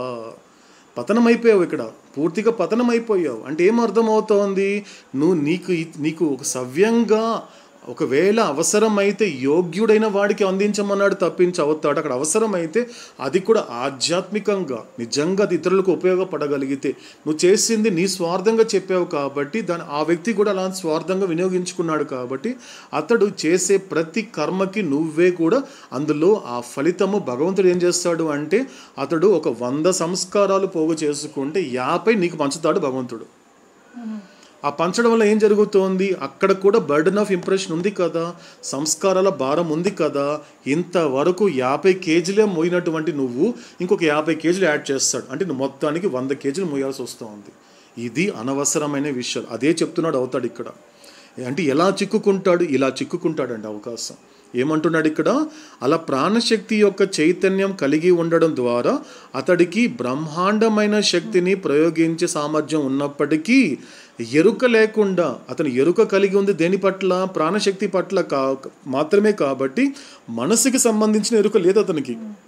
కాబట్టి ఎప్పుడైతే ఎరుక లేకుండా మనసు యొక్క అంశాలను వినియోగించినప్పుడు ఏమొచ్చింది, నీకు ఒక ఆలోచన వచ్చింది. ఏమొచ్చింది నీకు, ఓహో అతడికి చూపుని ఇవ్వాలి. ఎక్కడి నుండి వచ్చింది, నీ మానసిక శరీరం నుండే వచ్చింది. అది నీకు తెలియదు. నీకు అతడికి కనిపించగా నాకు ఇంత శక్తులు వచ్చేసాయి కదా, నేను ఇంక ప్రయోగించాలి, నేను ఇంక ఐ వాంట్ టు షో. ప్రదర్శించాలనుకుంటున్నావు కదా, ప్రదర్శించాలనుకుంటున్నప్పుడు నీకు ఒక ఆలోచన వస్తుంది. ఏంటువంటి ఆలోచన వస్తుంది? ఇతనికి నేను చూపునివ్వాలి. చూపునివ్వడం ద్వారా ఏమవుతోంది? వెంటనే ఏమండి మీరు చాలా గొప్పవాళ్ళండి, మీరు నాకు చూపించారంటే ఏమవుతోంది? దానికి నువ్వు ఎమోషనల్ అయిపోతావు. ఎమోషనల్ అయిపోతావు. అతను అన్న మాటకి చూడండి, ఆలోచన నెమ్మదిగా ఆ ఆలోచన అనేది ఎప్పుడైతే ఎమోషన్తో కనెక్ట్ అయింది అనుకోండి, అక్కడ నిజమైన సమస్య మొదలవుతుంది. అదే అవతాడు చెప్పేటువంటి మనసు యొక్క ప్రభావం చిక్కుకోవడం అంటే ఏంటి? ఇంతవరకు ఆలోచన విషయం కానీ, ఎమోషన్ విషయం కానీ, డిజైర్స్ విషయం పట్ల ఎరుక లేనటువంటి సంస్థలు ఏమైంది? ఇలా ప్రయోగిస్తున్నప్పుడు వాటి పట్ల అవగాహన, ఎరుక లేదు కాబట్టి ఆలోచన ఏమొచ్చింది? నువ్వు ప్రయోగించగలవు కాబట్టి అతడికి చూపునివ్వడంతో ఏం చేస్తాడు అతను? ఆ వ్యక్తి ఊరుకుంటాడు కదా. ఏమండి నాకు చూపు లేని వ్యక్తి నాకు చూపునిచ్చారంటే మీరు సాక్షాత్ భగవంతుడు అండి అంటాడు. అనడం ఏం చేస్తావు? నువ్వు ఎమోషనల్ అయిపోతావు. ఎందుకంటే నువ్వు భగవంతుడు కాదన్న విషయం నీకు తెలుసు. కానీ ఎప్పుడైతే ఆ మాట అనడం ద్వారా నీ సూక్ష్మ సంస్కారాలు సహకరించదు, వెంటనే ఏం చేస్తోంది? మరికొన్ని సంస్కారాలను ప్రోగు చేసుకుంటుంది. దాని ద్వారా ఏం జరుగుతోంది? ఎప్పుడైతే ఎమోషనల్ అయిపోయావో, అవును కదా నేను భగవంతుని కదా అన్నప్పుడు, ఎప్పుడైతే ఆలోచనకి ఒక్కసారి ఎమోషన్ అనేది అసోసియేట్ అయ్యిందంటే మాత్రము then becomes a strong desire. అక్కడ బలమైన కోరిక అనేది మొదలైపోతుంది. అది చాలు నిన్ను పతనం చేయడానికి. అందుకే అవతాడు ఏమన్నాడు? కోరికలను నేను తీర్చను. బాగా అర్థం కావాలండి. ఒక్కసారి అవతాడు చెప్పిన మాటని ఇంకొకసారి స్మరించుకుందాం. కోరికలను తీర్చనన్నాడండి, కానీ కోరిక తీరుస్తానన్నాడు. కోరికలను తీర్చను కానీ కోరికను తీరుస్తాను. అర్థం ఏంటి? రెండు ఒకటే కదా బాబా. కోరికలు వేరు, కోరిక వేరు. కోరికలు అంటే అంటే పోగు చేసుకున్న సంస్కారాలని ఖర్చు అవ్వకుండా కొత్త వాటిని పోగు చేసుకోవడానికి నా పర్మిషన్ అడుగుతున్నావు నువ్వు. కోరికలు తీర్చడం అంటే ఎలా ఉంటుందో తెలుసా? ఎందుకు తీర్చాను అని బల్ల గుద్ది చెప్తున్నాను. ఎందుకు చెప్తున్నానంటే దానివల్ల నీకు కలిగే ఆధ్యాత్మిక నష్టం ఏంటో తెలుసా? గతంలో పోగు చేసుకున్న సంస్కారాలు ఖర్చు అవ్వకుండా కొత్త వాటిని పోగు చేసుకుంటావు ఒకవేళ నేను కోరికలు తీరిస్తే. కానీ నువ్వు ఎప్పుడైతే ఈ కోరికల వల్ల నాకు ఎటువంటి ప్రయోజనం లేదు, నా గురించి నేను తెలుసుకోవాలి. అదే రూమి ఒక మాట అంటాడండి, నా ఆత్మ గురించి తెలుసుకోవాలనేటువంటి ఒకే ఒక కోరిక నా వద్ద ఉన్నటువంటి అసంఖ్యాకమైన భ్రాంతిపూర్వకమైన కోరికలని దహింపచేసింది అంటాడు ఆ రూమి, మౌలానా జలాలుద్దీన్ రూమి. నా ఆత్మ గురించి తెలుసుకోవాలనేటువంటి ఒక నిజమైన కోరిక ఏం చేసింది అంటే అనేక జన్మలుగా నన్ను వెంబడించేటువంటి కొన్ని వందలాది లక్షలాది కోట్లాది అసంఖ్యాకమైనటువంటి భ్రాంతిపూర్వకమైన కోరికలన్నీ కూడా ఆ నిజమైన కోరికల్లో మొత్తం దహించబడింది అన్నాడు. కాబట్టి కోరిక తీరుస్తానంటే ఏంటి? ఒక్కసారి అవతాన్ని అడిగితే ఏమంటాడు? బాబా నాకు అది కోరుకుంటున్నాను బాబా, అది జరిగితే బాగుండు బాబా. సో నా వాళ్ళకి అది అతను అలా అనుకుంటున్నాడు, అది నాకు ఇష్టమైన వ్యక్తికి ఏదో కోరుకుంటున్నాడు బాబా, అది జరిపిస్తే అతనితో పాటు నేను హ్యాపీగా ఉంటాను బాబా, ఆ కోరిక తీర్చు బాబా అంటే నేను తీర్చాను. నాకు ఆరోగ్యం బాగాలేదు బాబా, కొంచెం కాస్త బాగుంటే బాగుండు బాబా, కాస్త ఇప్పటికిప్పుడు కాస్త ఆరోగ్యం చేసావంటే నేను చెయ్యను. కానీ ఒక్కసారి బాబా నా గురించి నేను తెలుసుకోవాలనుకుంటున్నాను బాబా, హెల్ప్ చేస్తావా? Yes, I'm ready to help you అంటే ఒక్కసారిగా కోరికల నుండి కోరిక వచ్చావంటే నీకు తెలియనటువంటి గొప్ప ట్రాన్స్ఫర్మేషన్ అంటే తెలుసా? ఒక్కసారిగా తాత్కాలికమైన ఉపశమనం నుండి శాశ్వతమైన సహాయం వైపు వచ్చావు. చాలా గొప్పగా ఉంది నన్ను అడుగుతుంటే అంటాడు అవుతాడు. ఒక్కసారి బాబా నా గురించి నేను తెలుసుకోవాలనుకుంటున్నాను బాబా, నా మూలం ఏంటి బాబా? రారా కూర్చో చెబుతాను. ఇలా కూర్చోరా మెహరోపాసనంలో. బాబా నా యొక్క పునాది ఎక్కడ పడింది బాబా? వెరీ ఫ్యాంటాస్టిక్ రా, కూర్చోరా చెప్తాను. బాబా నా ఆత్మ యొక్క ఆధారం ఎక్కడుంది బాబా? ఫ్యాంటాస్టిక్, ఇది చాలా గొప్పగా ఉందిరా వినడానికి, రా కూర్చో మెహరోపాసనంలో చెప్తాను. ఈ మూడింటి గురించి అవతారుని అడగడము ఒక రియల్ డిజైర్ అండి, నిజమైన కోరిక. ఆయన ఏ కోరిక తీరుస్తాడు అంటే ఎక్కడ ఆయన కళ్ళలోకి చూసి అవతాడు దగ్గరికి వెళ్ళి, బాబా నా మూలం ఏంటి, నేను ఎక్కడి నుంచి వచ్చాను బాబా, నా కథ యొక్క మూలం ఎక్కడ పడింది, నా కథ యొక్క పునాది ఎక్కడ పడింది, నా యొక్క ఆధారం ఎక్కడుంది బాబా, ఒక్కసారి చెప్పు బాబా, నా గురించి నేను తెలుసుకోవాలనుకుంటున్నాను అని అడిగితే డెఫినెట్గా దట్ ఈస్ ద హెల్ప్. ఆ సహాయం మాత్రం చేయడానికి అవతారుడు సిద్ధంగా ఉంటానని చెప్పాడు. అంటే గొప్ప పరివర్తన అంటున్నాడు అవతాడు. ఒక్కసారిగా తాత్కాలికమైన ఉపశమనం నుండి ప్రపంచంలో ఏమన్నావు, ఎందుకు నా కోరిక తీరాలి బాబా, కాస్త రిలీఫ్ వస్తుంది బాబా, ఈ సమస్యలని పోతే ఒక రిలీఫ్ వస్తుంది బాబా అంటే, ఈ రిలీఫ్ ఈ జన్మతో ఆగదురా అన్నాడు అవుతాడు. నువ్వు ఏదైతే కోరుకుంటున్నావో బాబా ఇప్పటికిప్పుడు ఈ కాస్త ఉపశమనం రిలీఫ్ అయిపోతాను బాబా అంటే, ఒరే నువ్వు పుట్టింది రిలీజ్ అవ్వడానికే తప్ప రిలీఫ్ కోసం కాదురా అంటున్నాడు అవుతాడు. రిలీజ్ అవ్వాలిరా. హఫీజ్ ఒక మాట చెప్తాడండి, గొప్ప మాట చెప్తాడండి. ఏం చెప్తాడు లాస్ట్లో ఏమంటాడు, I'm slave of the master who has released me from ignorance అన్నాడు తప్ప release from the discomfort, release from the ఏమవుతుంది అక్కడ అంటే నాకు ఏదైతే ఇబ్బందికరంగా ఉందో దాని నుంచి నాకు విముక్తి ఇవ్వడు భగవంతుడు. దేని నుంచి నాకు విముక్తినిస్తాడు, నేను పడే బాధల నుండి సఫరింగ్ నుండి ఆయన విముక్తి ఇవ్వడు. ఏం చెప్తున్నాడు అంటే, అజ్ఞాన బంధము నుండి విముక్తిని చేసిన గురువుకి నేను బానిసను. ఎటువంటి బంధనం నుంచి ఇస్తాడు, ఇది బంధం. ఇది నువ్వు ఏదైతే రోగాలు అంటున్నావో, ఏదైతే నువ్వు కంఫర్ట్స్ అంటున్నావో, ఏదైతే నువ్వు నా నుండి పొందితే సుఖంగా పడతావు అనుకుంటున్నావో, ఇదంతా బైండింగ్ రా, ఇదంతా అజ్ఞానమే. కాబట్టి వీటన్నిటికీ మూలం ఏంటి, వీటన్నిటికీ పునాది ఎక్కడుంది, వీటన్నిటికీ ఆధారం ఏంటి అంటే, ఈ యొక్క అసత్యమైనటువంటి అసంఖ్యాకమైనటువంటి భ్రాంతిపూర్వకమైనటువంటి ఈ కోరికల యొక్క మూలం ఎక్కడుంది, అజ్ఞానంలో ఉంది. కాబట్టి అటువంటి అజ్ఞానం నుండి నేను రిలీజ్ చేస్తాను తప్ప నీ బాధల నుండి నేను ఎలా రిలీజ్ చేస్తాను రా. ఇప్పుడు ఈ బాధ నుండి రిలీజ్ చేస్తే మరో బాధ దగ్గరికి పడతావు, ఇంకొక బాధ, అది తొలగడానికి మరొక బంధనం, ఇలా పోతూనే ఉంటుందిరా. కాబట్టి హఫీజ్ చాలా గొప్పగా చెప్పాడండి. కాబట్టి నా జన్మలో అవతార పురుషుడైనటువంటి నా జన్మకారకుడు నాకు ఏ విధంగా సహాయం చేస్తాడు అంటే, ఈ యొక్క అజ్ఞాన బంధనం నుండి నన్ను విముక్తి కలిగిస్తాడే తప్ప నా బాధల నుండి, నాకున్న అసౌకర్యాల నుండి ఎక్కడ ఏ గురువు కూడా దాన్ని టచ్ కూడా చేయడు. కాబట్టి అందుకు చెప్పాడు హఫీజ్ కూడా కారణం చెప్తున్నాడు, ఎందుకు నా గురువుకే బానిసయ్యాను, నా లోకేశుడైనటువంటి భగవంతుడికే నేను ఎందుకు బానిసయ్యాను అంటే, ఎందుకు నేను లోకానికి బానిస అవ్వలేదు. ఎందుకంటే నేను లోకానికి బానిస అవ్వడం వల్ల ఏం జరుగుతోంది అంటే, ఈ పునర్జన్మలు అనేది పలకరిస్తూనే ఉంటుంది. కాబట్టి ఎందుకు బానిస అవ్వాలి, అడుగు నీ ఇంట్లో కానీ నీ ఊర్లో కానీ అడిగి చూడు, ఎవరైనా కూడా, ఏమండి నేను అజ్ఞానంతో బాధపడుతున్నాను, నేను మీకు బానిస అవుతాను, నా అజ్ఞానం నుండి విడుదల చేస్తారని అడిగితే ఈ లోకంలో ఎవ్వరు ముందుకు రారండి. లోకానికి అంత సమర్థత లేదు, ఒక్క లోకేశుడికే ఉంది. ఆ లోకేశుడి రూపంలో వచ్చినటువంటి వాడే, గురువాత్మ రూపంలో వచ్చిన వాడే పరమాత్ముడు. ఆ పరమాత్ముడే పరంధాముడై ఈ పరాత్పర పరబ్రహ్మగా అవతార పురుషుడిగా మెహర్ బాబా మనకి ఇంతవరకు ఈ విషయాలు చెప్తున్నాడు. కాబట్టి మనతో ఈ క్షణం మనతో మాట్లాడేటువంటి అవతార పురుషుడైన మెహర్ బాబా సో దేని నుండి విముక్తి ఇస్తాడు అంటే, కేవలము అజ్ఞానం నుండి విముక్తి ప్రసాదిస్తాడు. అది కలిగింది అంటే అర్థం ఏంటి, ఆదుకునే ప్రేమని నువ్వు గుర్తించావు.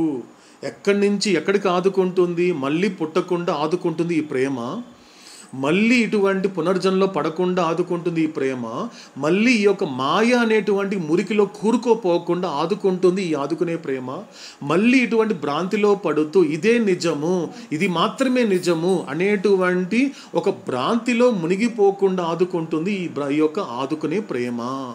అటువంటిది ఈ ప్రేమ. అందుకే అవతాడు ఏం చెప్పాడు, ఈ మూడింటి విషయాల కన్నా ఏం చెప్పాడు, ప్రపంచంలో ప్రేమ ఉంది, ప్రపంచంలో ప్రకాశం ఉంది, ప్రపంచంలో జీవితం కూడా ఉంది.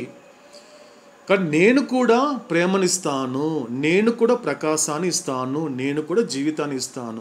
కానీ లోకంలో గడిపేటువంటి ఒక ప్రేమకి, లోకంలో నువ్వు చూసేటువంటి ప్రకాశానికి, లోకంలో నువ్వు అనుభవించేటువంటి ఒక జీవితం అనేది అది పూర్తిగా పరిమితమైనది. నువ్వు ప్రేమించడం అనేది లోకానికి సంబంధించినంత వరకు, అనుకునే ప్రేమ వరకు పరిమితంగా ఉంటుంది. ఒక తల్లిదండ్రులు అయితే కేవలం తన బిడ్డల్ని మాత్రమే ప్రేమిస్తారు. ఒక భర్త అయితే కేవలము భార్య బిడ్డలి తన కుటుంబం వరకే తనకు పరిమితం చేస్తాడు తప్ప ఇంకొకరికి స్ప్రెడ్ చేయడు, ఇంకొక జోలికి వెళ్ళడు. అంటే కేవలం పరిమితం అయింది ఆ ప్రేమ. కానీ నా దగ్గరకు వచ్చేసరికి మాత్రం అనంత ప్రేమని ఇస్తాను అంటున్నాడు అవుతాడు. అదేవిధంగా లోకంలో కనిపించేటువంటి ప్రకాశం, లోకంలో కనిపించే లైట్ ఏదైతే ఉందో అది నీకు పరిమితమైనది. ఇప్పుడు చీకటి పడిందండి, ఎందుకు లైట్లు వేసుకుంటున్నామండి ఇంట్లో, ఎందుకు లైట్లు ఆపేసుకోవచ్చు కదా అంటే, అదేంటి అది బయట చీకటిగా ఉంది కదా అంటే సూర్యుడు ఇచ్చేటువంటి వెలుతురు కూడా నీకు పరిమితమే, 12 గంటలే ఇస్తాడు అంతే.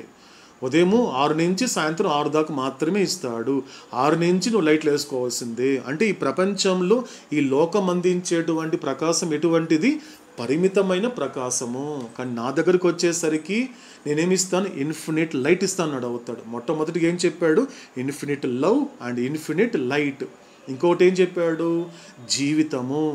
నీ ప్రపంచంలో నీ జీవితం అనేది కొందరికి మాత్రమే అంకితం చేస్తావు, కొంతమందికి మాత్రమే పరిమితం చేస్తావు. అంతవరకే నువ్వు నీ కుటుంబం మాత్రమే పరిమితం అవుతావు. నువ్వెవరో పక్కవాడి కూడా తెలియదు. అటువంటి పరిమితమైన జీవితం గడుపుతూ ఉంటావు.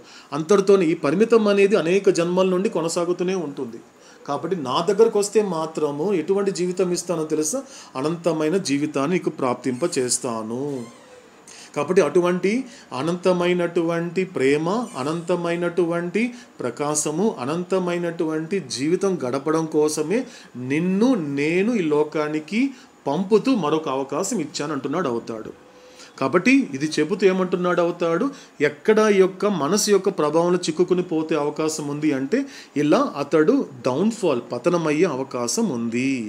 కాబట్టి ఈ కారణంగానే బ్రహ్మాండమైన శక్తి సంపద కలిగి ఉన్న ఈ సూక్ష్మ ఎరుక గల మానవాత్మ కొన్నిసార్లు అద్భుత శక్తుల రూపంలో తన ప్రాణశక్తిని ఎరుకతో వినియోగించినప్పుడు సూక్ష్మ చైతన్యము యొక్క కింది స్థాయికి జారి పడిపోతాడు. ఇంతకుముందు చెప్పాడు కదండి అవుతాడు చేసినటువంటి రియల్ ఇన్సిడెంట్ చూసాం కదండి. 3వ భూమికలో ఉన్నటువంటి ఆ మహాత్ముడిని అవుతాడు ఏం చేశాడు? మళ్ళీ ఒక గ్రాస్ కాన్షియస్ హ్యూమన్ సోల్గా మార్చేశాడు. అంటే ఏమవుతుంది అక్కడ? కంపల్సరీగా మళ్ళీ చెప్పుకోవాల్సిన మాట ఏంటి? నియంత్రణ, కంట్రోల్. ఎప్పుడు వస్తుంది కంట్రోల్ అంటే? నీకు ఎరుకతో ఉంటేనే కంట్రోల్ వస్తుంది. ఎరుకతో ఉండాలి. అందుకే అవుతాడు ఏం చెప్పాడు మనకి కూడా? Always be careful. ఎవరికి సంబంధించినంత వరకు? ఏబీసీకి సంబంధించినంత వరకు ఏబీసీగా ఉండు. ఏబీసీ అంటే ఎవరు? ఏ అనేటువంటి కదిలే వ్యక్తులు, బి అనేటువంటి కదలని వస్తువులు, సి అంటే కదిలే వ్యక్తుల్ని కదలనివ్వకుండా చేసే, కదలకుండా ఉన్నటువంటి వస్తువులని కదిలేలా చేసేటువంటి పరిస్థితులు. ఈ 3 తప్ప. కాబట్టి ఎప్పుడు జాగ్రత్తగా ఉండాల్సింది ఎవరి పట్ల జాగ్రత్తగా ఉండాలంటే ఈ క్రియేషన్లో ఉన్నటువంటి ఏబీసీల పట్ల నువ్వు కాస్త కాన్షియస్గా ఉండగలిగితేనే అప్పుడు మాత్రమే నీకు అటువంటి ఒక కాన్షియస్ అనేది ఉంటుంది అంటున్నాడు అవుతాడు. కాబట్టి తర్వాత అవుతాడు ఏం చెప్తున్నాడు అనేటువంటి విషయాన్ని మనము కాబట్టి సత్యవతి గారు అందుబాటులో లేకపోవడం వలన వైల్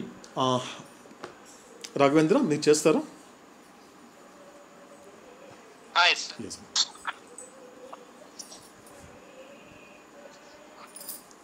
శాశ్వత ప్రియతమ అవతార్ మెహర్ బాబా की जय. To be more precious, the subtle conscious human soul is either in the first or second or third plane according to the degree of subtle consciousness gained, or one may say that the domain of the subtle sphere comprise the first, second and third planes. Now the fourth plane is the Raghavendra oka nimisham. Fourth plane is that state of consciousness which draws a line of demarcation between the domain of the subtle world and the domain of the mental world.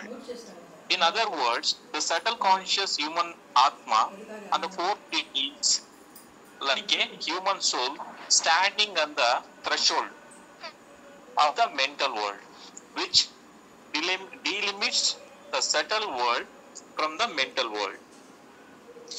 మరింత ఖచ్చితంగా చెప్పాలంటే సూక్ష్మ ఎరుకగల మానవాత్మ తాను పొందిన సూక్ష్మ చైతన్య స్థాయిని బట్టి 1వ లేదా 2వ లేదా 3వ భూమికలలో ఉంటాడు, లేదా సూక్ష్మ భువనం పరిధి 1, 2 మరియు 3వ భూమికలను కలిగి ఉంటుంది అని చెప్పు.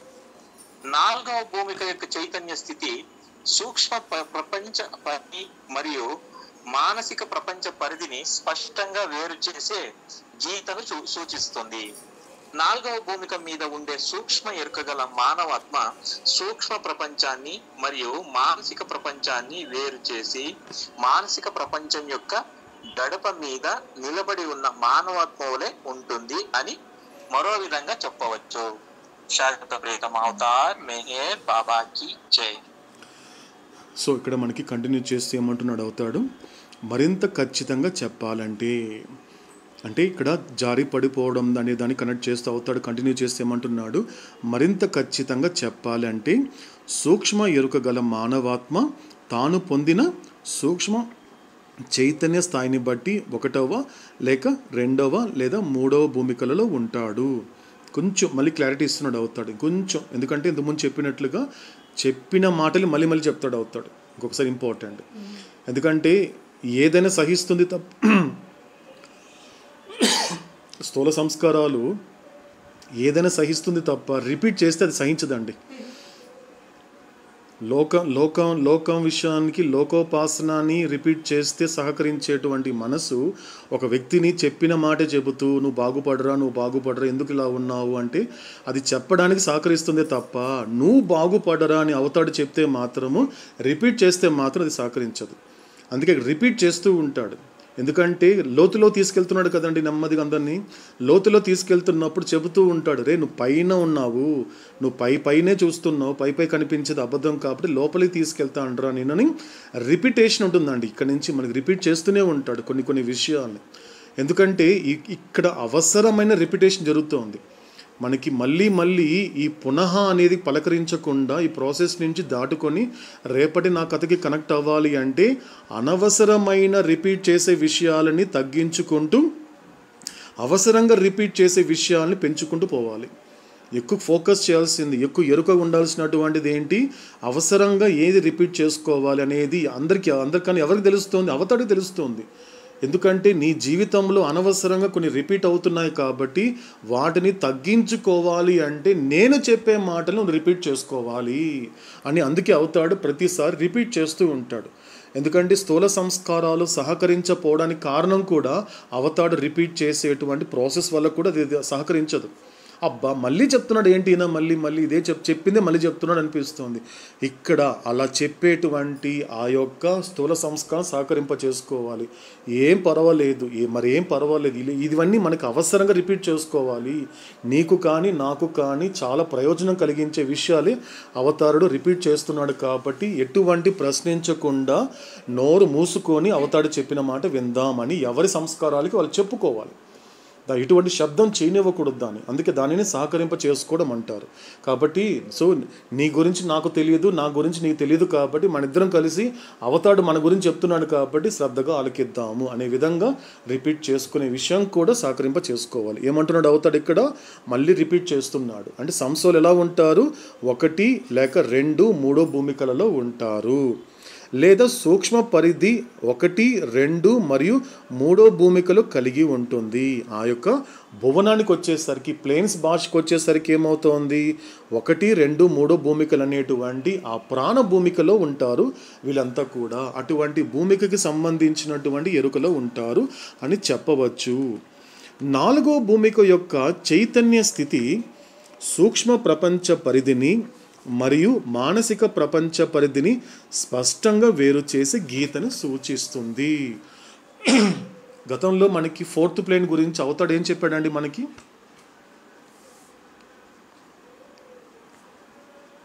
ఒక్కసారి థ్రెషోల్డ్ గడపని చెప్పాడు. సో గడపని చెప్పినప్పుడు ఈ సందర్భంలో ఒక్కసారి చార్ట్ నెంబర్ 1ని ఒకసారి రెఫర్ చేద్దామండి, ఒక్కసారి చూసి దాన్ని మెడిటేట్ చేద్దాము. సో క్లియర్గా మనకు కనపడుతుంది చార్ట్ నెంబర్ 1 మనకు ఇప్పుడు ఈ క్షణంలో మనం చూస్తే ఏం చెప్పాడు అవుతాడు, కరెక్ట్గా కనెక్ట్ అయ్యే మాట చెప్తున్నాడు. ఏమన్నాడు ఇక్కడ అవుతాడు, అంటే సూక్ష్మ ప్రపంచ పరిధిని మరియు మానసిక ప్రపంచ పరిధిని స్పష్టంగా వేరు చేసి గీతను సూచిస్తుంది. గీత కనబడుతుంది కదండి, ఫస్ట్ చార్ట్లో క్లియర్గా కనబడుతోంది. ఎక్కడుంది, 4th అనే పదం వాడినప్పుడు అవుతాడు ఏం చేశాడు, కరెక్ట్గా అంటే థ్రెషోల్డ్ అంటే ఏంటి, ఇంటి లోపల కాదు అలాగనే ఇంటి బయట కాదు, కాబట్టి గడప మీద ఉంటాడు ఇతను. ఒక గీత గురించి చెప్తున్నాడు, ఫస్ట్ టైం మనకు చెప్తున్నాడు అవుతాడు ఫస్ట్ చార్ట్ గురించి. ఒక గీత మీరు చూడొచ్చు, ఆ గీత మీద అతను ఉంటాడు. కాబట్టి అతను ఎక్కడ ఉంటాడు అంటే చెప్పడానికి లేదు, ఎక్కడ ఉన్నాడు అంటే అది చాలా ప్రత్యేకం. ఎందుకంటే గడప అనేది కూడా ఇహానికి పరానికి మధ్య ఉన్నాడు, సూక్ష్మానికి స్థూల మానసికానికి మధ్య ఉన్నాడు. తన యొక్క స్థూల శరీరపు ఎరుక సూక్ష్మ శరీరం యొక్క ఎరుక మధ్యలో ఉన్నాడు. సూక్ష్మ ప్రపంచం యొక్క అనుభవము మానసిక ప్రపంచం యొక్క అనుభవం మధ్య ఉన్నాడు. అన్నిటికీ మధ్యలో ఉన్నాడు. మధ్యలో ఉన్నవాడికి ఎంత ప్రయోజనం కలిగి ఉంటాడో అంతే ప్రమాదము కలిగి ఉంటాడు. గడపలో ఉన్నవాడికి, ఎందుకంటే ఎటు కాకుండా మధ్యలో ఉన్నవాడికి ఎలా ఉంటుంది పరిస్థితి అంటే అతడు ప్రయోజనం అంటే లోపలికి అంటే 4వ భూమికి అనేటువంటి గడప దాటుకొని ఇంటిలోకి రావడానికి ఎంత ప్రయోజనం పొందుతాడో అదేవిధంగా ఎక్కడి నుండి అయితే వచ్చాడో అక్కడికి తిరిగి పడిపోయే అవకాశం వల్ల అతడు ప్రమాదానికి గురయ్యే అవకాశం ఉంది. అందుకే గీత నడవుతాడు. ఎక్కడ పెట్టలా అంటే సెకండ్ ప్లేన్ క్లియర్గా చెప్పాడు, థర్డ్ ప్లేన్ క్లియర్గా ఉన్నారు. కానీ ఫస్ట్ ప్లేన్ కానీ ఫోర్త్ ప్లేన్కి వచ్చేసరికి మాత్రము అక్కడ 2 కూడా గీత ద్వారా చెప్పాడు అవుతాడు. ఎందుకంటే యోగి అనే మాట చెప్పినప్పటికీ కూడా అతడు ఎలా ఉంటాడు అంటే అందుకేం చెప్పాడు మనకు అవుతాడు అంటే తండ్రి బిడ్డల భాషలో చెబుతున్నప్పుడు ఎలాంటి వాడు గ్రాస్కి వచ్చేసరికి మాత్రము తండ్రి మాట వినని బిడ్డ. స్పష్టంగా చార్ట్ నెంబర్ 1లో ఉన్నారు. ఈ 4 గురించి తెలుసుకోవచ్చు. వాడు చెప్పలేదు అవుతాడు, దానిలో రాయలేదు, కానీ మనకు అవగాహన ఇచ్చాడు కాబట్టి అలా మెడిటేట్ చేస్తే కనెక్ట్ చేసుకోవచ్చు. అంటే ఇక్కడ కనిపిస్తోంది మనకి కింద కనిపించే గ్రాస్ వరల్డ్ ఎవరైతే కనిపిస్తున్నారో వాళ్ళెవరు మోస్ట్ సోల్స్ కాబట్టి వాళ్ళు తండ్రి మాట వినని బిడ్డలు. ఇకపోతే అక్కడి నుంచి ఎప్పుడైతే ఫస్ట్ ప్లేన్ నుంచి అప్ టు ఫోర్త్ ప్లేన్ దాకా వెళ్ళేసరికి వాళ్ళంతా సమ్ సోల్ కాబట్టి వాళ్ళేమన్నాడు అవుతాడండి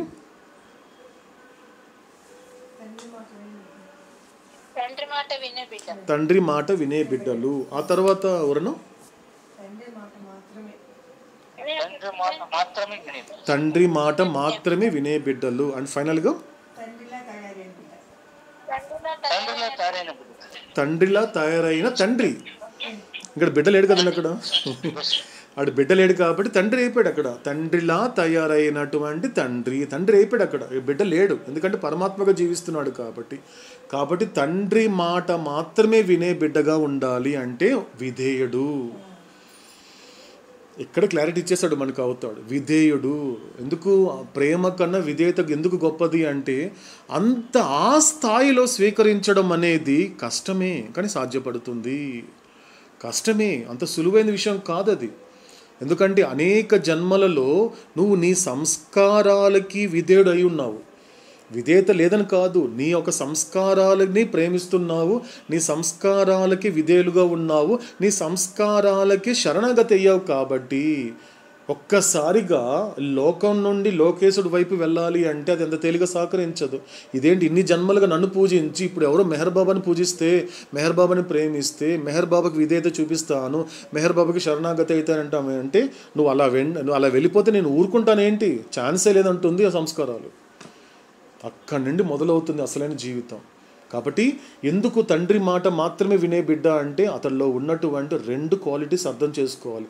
మొదటిది విధేయుడు, రెండోది నియంత్రణ కలిగిన వాడు.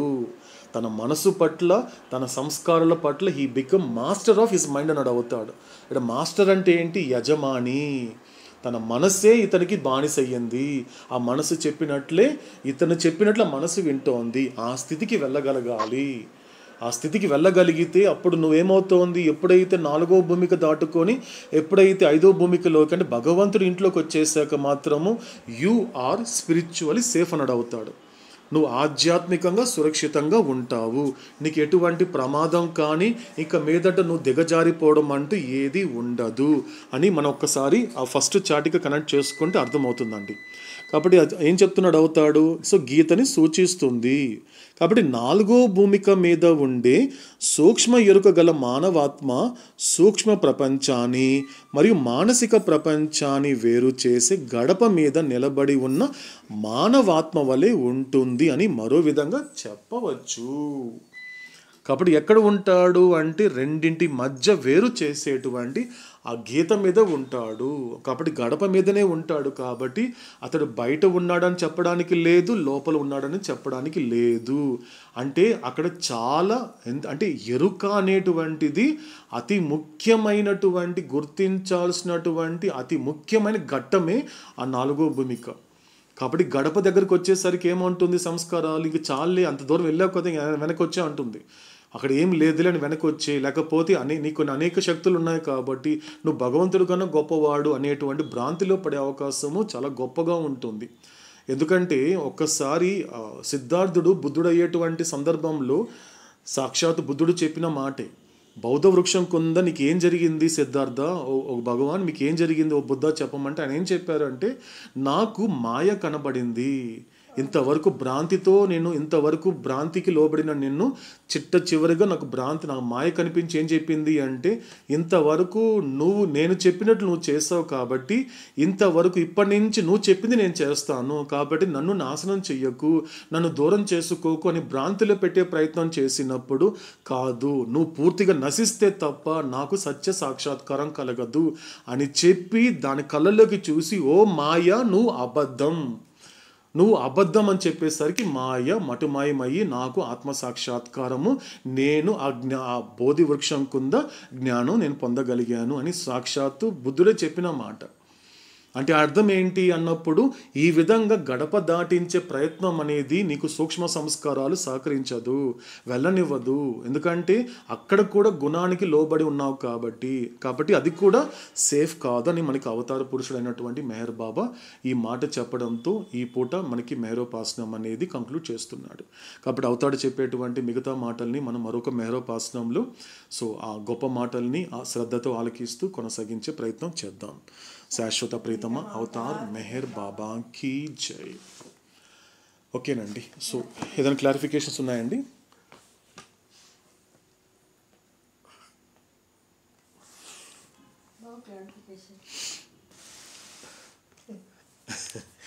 ఓకేనండి. అయితే మన షెడ్యూల్ని మనం కంటిన్యూ చేద్దామండి.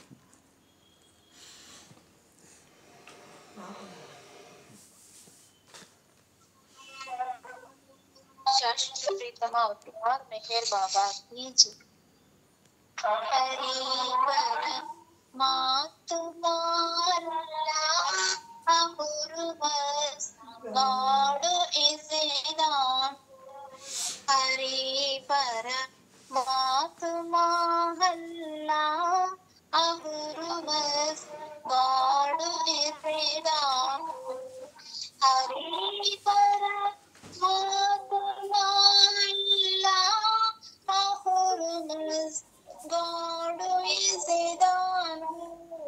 Hari Paramatma God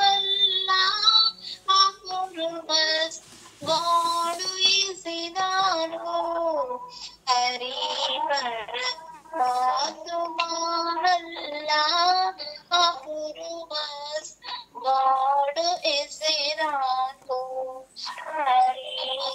Paramatma Allah Ahurumas God is Vedan.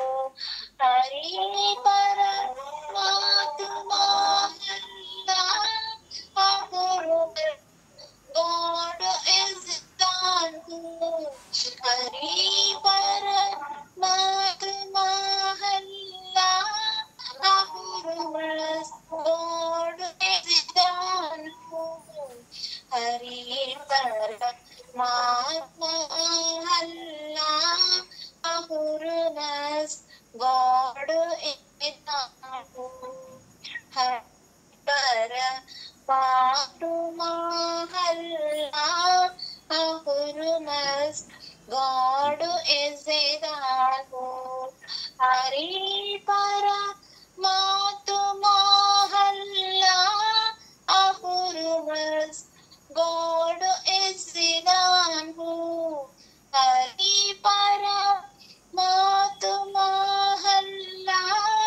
Ahurumas God is Vedan.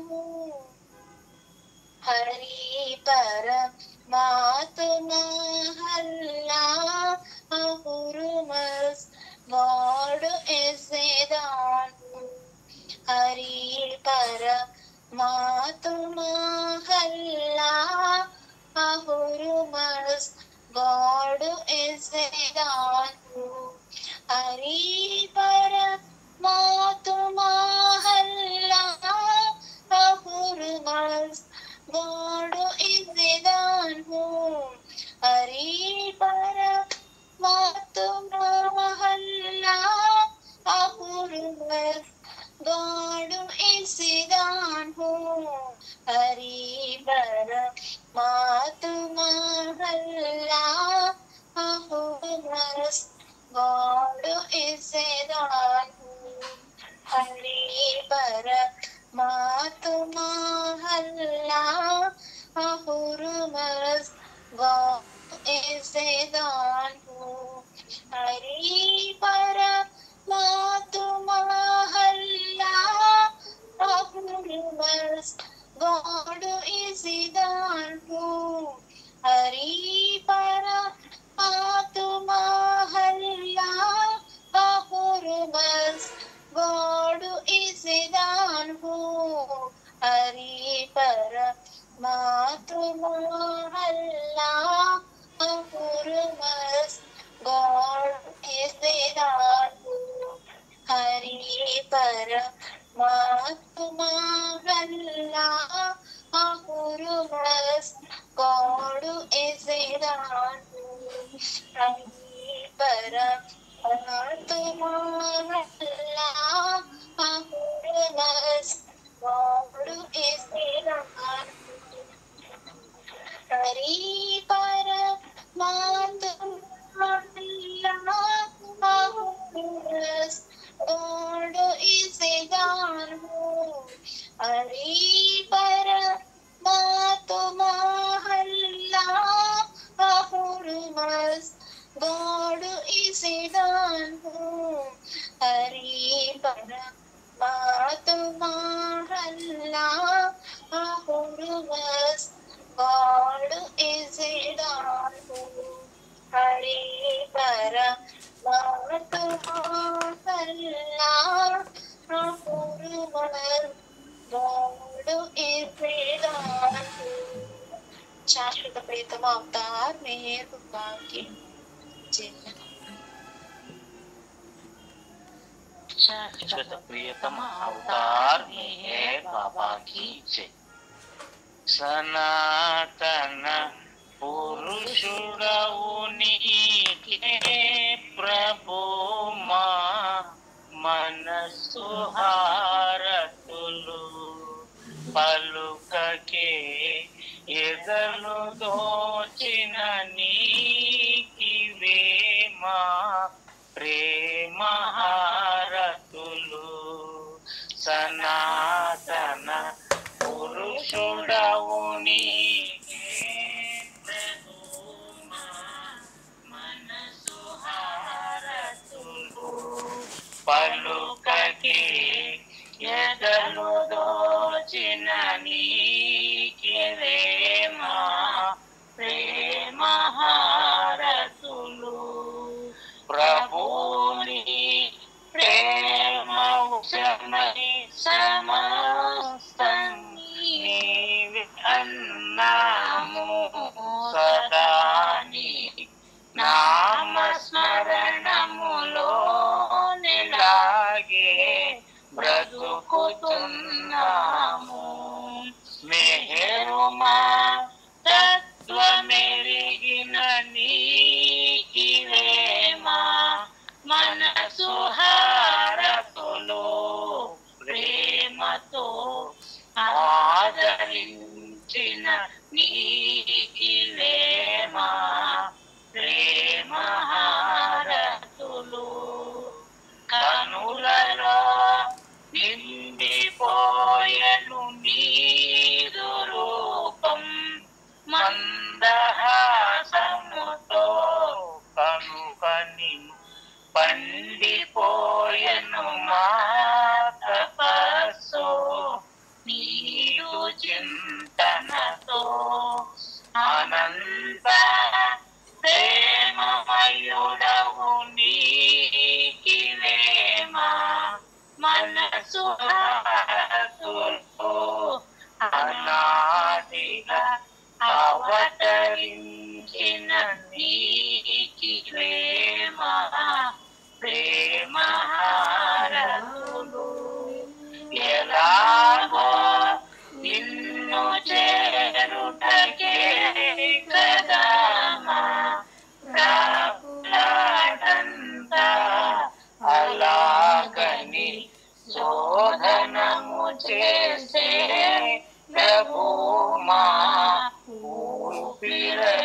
अंता परात्पर परम पावन नीके महिमा मनसु हारतुलो अगोचर आदि अंतमुलेनि नीके प्रेम हारतुलो सनातन पुरुषुडवु नीके ప్రభుమా మనసు హారతులు పలుకకే ఎగలు దోచిన నీకివేమా ప్రేమ హారతులు ప్రేమ హారతులు ప్రేమ హారతులు శాశ్వత ప్రియతమ అవతార్ బాబా కీ జై.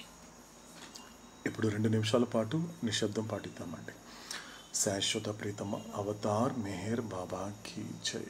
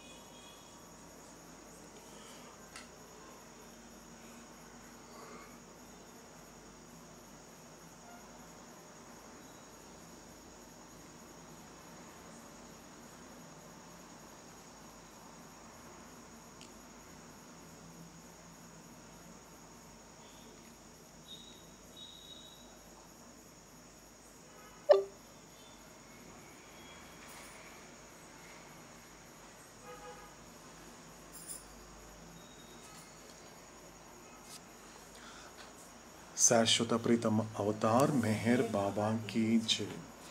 ఇదండి ఇప్పటి మెహరోపాసనము.